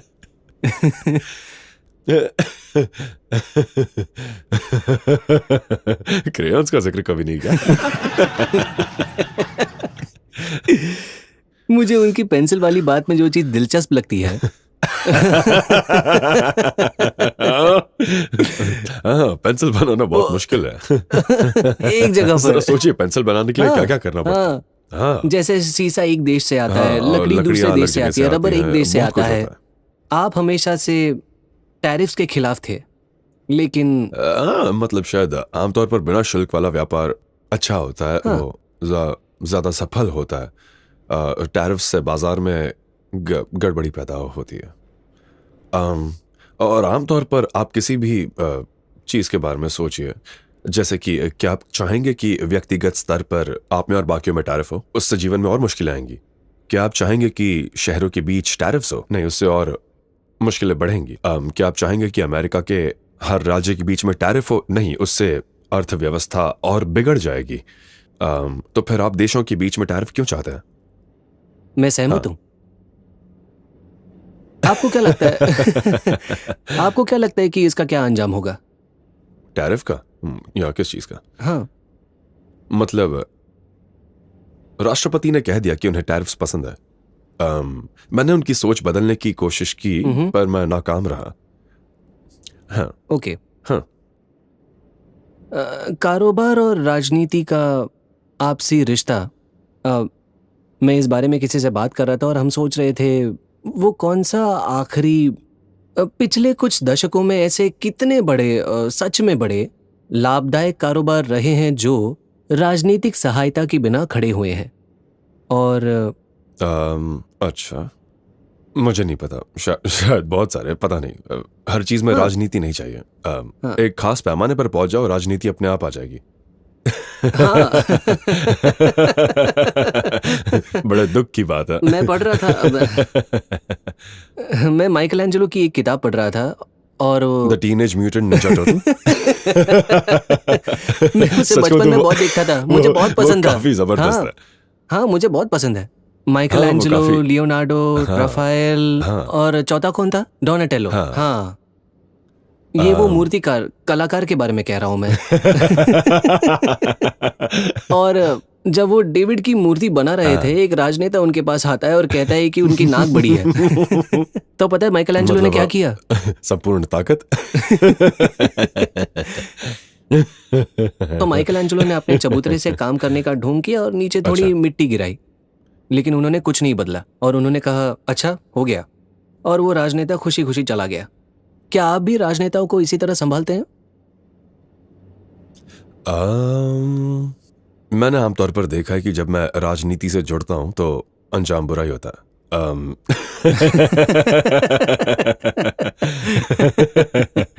तो फिर मुझे लगता है शायद मुझे ये नहीं करना चाहिए, मुझे ये कम करना चाहिए। यही मेरा निर्णय है। ये सभी कारोबारियों पर लागू होती है? हाँ, शायद। हाँ। हाँ, मतलब राजनीति खून खराबे वाला खेल है। ऐसा है कि अगर आप राजनीति में घुसे तो वो आप पर हावी जरूर होंगे। इसीलिए जहां तक हो सके राजनीति से दूर रहना मुनासिब है। अगर आपने डोज से कुछ सीखा है तो वो एक चीज क्या है? वो एक बड़ा ही दिलचस्प अतिरिक्त काम था, क्योंकि मुझे सरकार के अंदरूनी कामकाज के बारे में बहुत कुछ जानने को मिला। और बहुत सी कुशलताएं रही हैं। मतलब कुछ तो बहुत ही मामूली कुशलताएं हैं, जैसे फेडरल खर्चों के लिए आवश्यक चीजें जोड़ना, कि हर खर्चे का एक तय सम्मेलन संबंधी खर्चा कोड होना चाहिए, और टिप्पणी लिखने की जगह पर कुछ ऐसा लिखें जो कुछ नहीं से ज्यादा हो। यह बदलाव जो बहुत ही छोटा लगता है, मुझे लगता है कि इससे हर साल 100 बिलियन या 200 बिलियन डॉलर्स तक बचत होगी। क्योंकि एक बड़ी संख्या वाले ऐसे खर्चे थे जो बाहर जा रहे थे, जिनका कोई सम्मेलन संबंधी खर्चा कोड नहीं था, और टिप्पणी वाली जगह खाली थी, जिसकी वजह से खर्चों का ऑडिट करना नामुमकिन हो जाता है। तो अगर आप कहें कि डिफेंस डिपार्टमेंट क्यों, अभी डिपार्टमेंट ऑफ वॉर नाम है, वो ऑडिट पास क्यों नहीं कर सकता? वो इसलिए कि जानकारी ही नहीं है। वहां पर दिक्कत यह कि ऑडिट पास करने के लिए जो जानकारी चाहिए वो है ही नहीं। इसलिए डोज में कुछ कुछ बातें बहुत ही साधारण बुद्धि की थी। ऐसी बातें जो किसी संस्था के लिए आम होती है, जो आर्थिक जिम्मेदारी को अहमियत देती है। मूल रूप से वही किया गया था। और वैसे वो काम अभी भी चल रहा है। डोज का काम अब भी चल रहा है। पर ऐसा है कि जब आप धोखाधड़ी और बेकार के खर्चों पर रोक लगाते हैं, धोखा करने वाले उस चीज को स्वीकार नहीं करते। वो दरअसल इस तरह बकवास करने लगते हैं कि आप जरूरतमंद लोगों के जरूरी खर्चे रोक रहे हैं, पर असल में ऐसा नहीं है। अक्सर लोग हमसे कहते हैं, ओ आपको ये चीज़ इस काम के लिए भेजनी होगी। वो कहेंगे कि ये अफ्रीका के बच्चों के लिए है। तो फिर पैसे भेजने के निर्देश वॉशिंगटन डीसी में डेलॉयट एंड टूश के लिए क्यों है? क्योंकि वो अफ्रीका नहीं है। तो हमारी बात अफ्रीका में उन लोगों से करवाओ जिन्हें पैसा भेजा जा रहा है। और फिर वो चुप हो जाते हैं। अच्छा, ओके, हमें बस उनसे बात करनी है जिन्हें ये पैसा भेजा जा रहा है, बस। तो फिर वो कहते हैं कि अरे नहीं, किसी वजह से हम उनसे बात नहीं कर सकते हैं। हम तब तक पैसा नहीं भेजेंगे जब तक हमारी बात उनसे ना हो जिन्हें ये पैसा भेजा जा रहा है। पर वो तो वो तो धोखेबाज लोग जरूर बहुत ही हमदर्दी वाला तर्क अपनाएंगे। वो ऐसा नहीं कहेंगे कि हमें धोखाधड़ी के लिए पैसा चाहिए। जाहिर है वो ऐसा नहीं कहेंगे, है ना। वो हमदर्दी लगने वाले तर्क बताने की कोशिश करेंगे जो कि झूठ है। वो एक एनजीओ खोलेंगे और फिर हाँ, वो एनजीओ उसका नाम होगा बेबी पांडा को बचाओ एनजीओ। फिर लगेगा कि पांडा को कौन नहीं बचाना चाहेगा, वो बड़े प्यारे होते हैं। फिर पता चलेगा कि यहाँ पांडा को नहीं बचाया जा रहा है, ये तो बस ऐसे लोगों को भेजा जा रहा है जो ये वास्तव में भ्रष्टाचार है। और आप कहते हैं तो आप हमें पांडा की तस्वीर भेज सकते हैं क्या? तो कहेंगे नहीं। तो हमें कैसे पता कि पांडा के लिए सही है? कहा। तो मैं यही कह रहा हूँ। तो परोपकार के बारे में आपकी क्या राय है?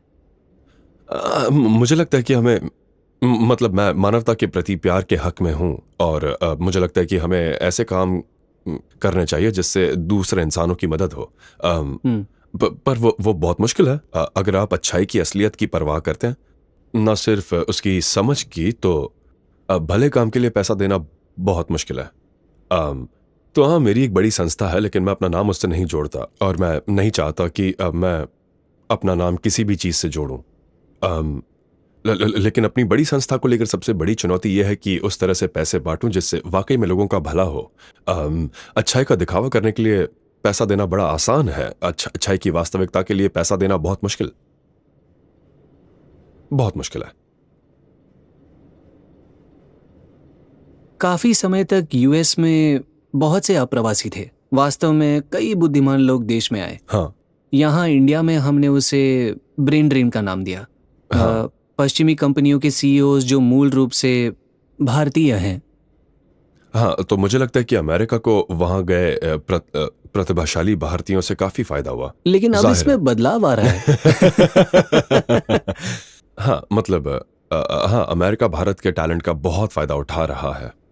हाँ, तो फिर हाल ही में इस नजरिए में बदलाव क्यों आया है, और एक हद तक अमेरिका इमिग्रेशन के खिलाफ क्यों हो गया है? मतलब कुछ दिन पहले मैं इमिग्रेशन से गुजर रहा था और मुझे डर था कि वो मुझे रोकेंगे। मुझे लगता है कि इस बारे में लोग अलग अलग सोचते हैं, सब एक जैसा नहीं सोचते। लेकिन बाइडेन के प्रशासन के दौरान सबको आने की खुली छूट थी, सीमा पर कोई नियंत्रण नहीं था। तो अगर आपका सीमा पर नियंत्रण ना हो तो फिर आपका देश नहीं है। तो बाइडेन के प्रशासन के दौरान भारी संख्या में गैरकानूनी अप्रवासी घुस आए थे, और उसका चुनाव पर सच कहूँ तो एक बहुत बुरा असर भी हुआ। तो अगर गैरकानूनी रूप से यूएस आने का और सरकार के सभी फायदा उठाने का भारी मात्रा में आर्थिक प्रोत्साहन हो, तो फिर होगा ये कि यूएस में आने वाले लोगों पर कोई रोक नहीं रह जाएगी। ये प्रोत्साहन देने का एक तरीका है। तो इसलिए मुझे लगता है कि इसका कोई मतलब नहीं था। सीमा पर नियंत्रण होना जरूरी है, ऐसा ना करना बहुत अजीब बात है। फिर वो लेफ्ट विंग वाले चाहते हैं कि सीमा पर कोई रोक ना हो और किसी को रोका ना जाए। इस बात से कोई फर्क नहीं पड़ता कि उसकी स्थिति क्या है, वो अपराधी हो सकता है, उससे फर्क नहीं पड़ता। फिर राइट विंग वालों की ये सोच है कि किसी वजह से दूसरे देशों से प्रतिभाशाली लोग आकर उनकी नौकरियां छीन रहे हैं। पता नहीं ये किस हद तक सच है। मेरा नजरिया यही बताता है कि प्रतिभाशाली लोगों की हमेशा कमी होती है। इसलिए मेरे नजरिए से मुझे लगता है इन मुश्किल काम के लिए पर्याप्त मात्रा में प्रतिभाशाली लोगों को ढूंढना हमारे लिए बहुत मुश्किल है। इसलिए और प्रतिभाशाली लोगों को ढूंढना अच्छा है। पर मुझे लगता है कि कुछ कंपनियां वो खर्चे की बात कर रही है जहां अगर वो ऐसे किसी को काम पर रखते हैं जिसे एक अमेरिकन नागरिक के मुकाबले में काफ़ी कम कीमत पर रखा जा सकता है, तो फिर ऐसी दूसरी कंपनियां खर्चा बचाने के लिए लोगों को काम पर रखेंगी। पर मेरी कंपनियों में बात यह है कि हम दुनिया के सबसे प्रतिभाशाली लोगों को लाने की कोशिश कर रहे हैं और हम औसत से कई ज़्यादा तनख्वाह देते हैं। तो पता नहीं, मेरा इसमें कोई अनुभव नहीं है, पर बहुत से लोग यही शिकायत करते रहते हैं। मुझे लगता है कि H1B प्रोग्राम का कुछ हद तक बहुत गलत इस्तेमाल हुआ है। वो बिल्कुल ये कहना सही होगा कि आउटसोर्स करने वाली कुछ कंपनियों ने H1B के बारे में कुछ हेर फेर किया है और हमें इस व्यवस्था में हेर फेर को रोकना होगा। लेकिन मेरी ये सोच बिल्कुल नहीं है कि हमें H1B प्रोग्राम एकदम बंद कर देना चाहिए। राइट विंग वालों को ऐसा लगता है। शायद उन्हें ये नहीं पता कि ऐसा करना बहुत बुरा होगा। अगर आप मेरे देश इंडिया के लोगों से कुछ कहते, युवा व्यवसायी जो कारोबार खड़ा करना चाहते हैं, हाँ। उन्हें आप क्या संदेश देना चाहेंगे? मुझे लगता है मैं हर उस इंसान को बहुत पसंद करता हूं जो कुछ बनाना चाहता है। तो जो कोई भी चाहता है कि अपने खर्चों से बढ़कर कमाई करें, तो मैं उसकी इज्जत करता हूं। तो इसी बात को लक्ष्य मानकर चलो, अपने खर्चों से बढ़कर कमाई करो। मेरा मतलब है कि समाज को अपना योगदान दो। और ये एक तरह से एक खुशी को तलाशना है। अगर आप आर्थिक रूप से कोई महत्वपूर्ण चीज बनाना चाहते हैं तो आप उसके पीछे नहीं जाते। महत्वपूर्ण सामान और सेवाएं देने की कोशिश करना ज्यादा सही है। और अगर आप ऐसा करें तो पैसा खुद ब खुद आएगा, बजाय इसके कि आपको पैसों के पीछे भागना पड़े। जैसा आप सीधा खुशी हासिल नहीं कर सकते, आप उन चीजों को हासिल कीजिए जिनसे खुशी मिले, पर सीधे सीधे खुशी हासिल नहीं की जा सकती। आप वैसा कुछ करते हैं जैसे कोई काम जिससे आपको तसल्ली मिले, या फिर पढ़ाई, या दोस्त, चाहने वाले, उन सब की वजह से आपको खुशी मिलती है। तो ये जाहिर सी बात है, लगती है कि अगर कोई एक कंपनी चलाने की कोशिश कर रहा है तो उसे कड़ी मेहनत करने के लिए तैयार रहना चाहिए, सिवाय इसके कि नाकाम होने की थोड़ी बहुत संभावना होती है। ध्यान दे कि जो डाला उसके मुकाबले में जो बनकर तैयार हुआ है वो ज्यादा कीमती है। क्या आप कुछ महत्वपूर्ण बना सकते हैं? यही मायने रखता है। जितना आप लेते हैं उससे कहीं ज्यादा करें। मुझे लगता है यह खत्म करने का अच्छा तरीका है। लॉरेन खत्म करने को कह रही है। अच्छा। और इस खास मौके पर मैं शुक्रिया अदा करना चाहूँगा मेरे दोस्त मनोज जो IGF में है। वो भारतीयों को जो यहाँ मौजूद हैं आप जैसे लोगों से जुड़ने का बेहतरीन अवसर देते हैं, ताकि वो अन्य चीज़ों के अलावा एक दूसरे को समझ सके और दोस्त बन सके, ताकि भविष्य में हम साथ काम कर सकें। इसलिए शुक्रिया मनोज इसका आयोजन करने के लिए, और शुक्रिया IGF, और शुक्रिया इलॉन हमें समय देने के लिए। कोई बात नहीं। आपको मजा आया या फिर बोरिंग था? काफी दिलचस्प बातें हुई। कभी कभी लोग इन जवाबों का अलग मतलब निकालते हैं, पर हमारे बीच अच्छी बातचीत हुई।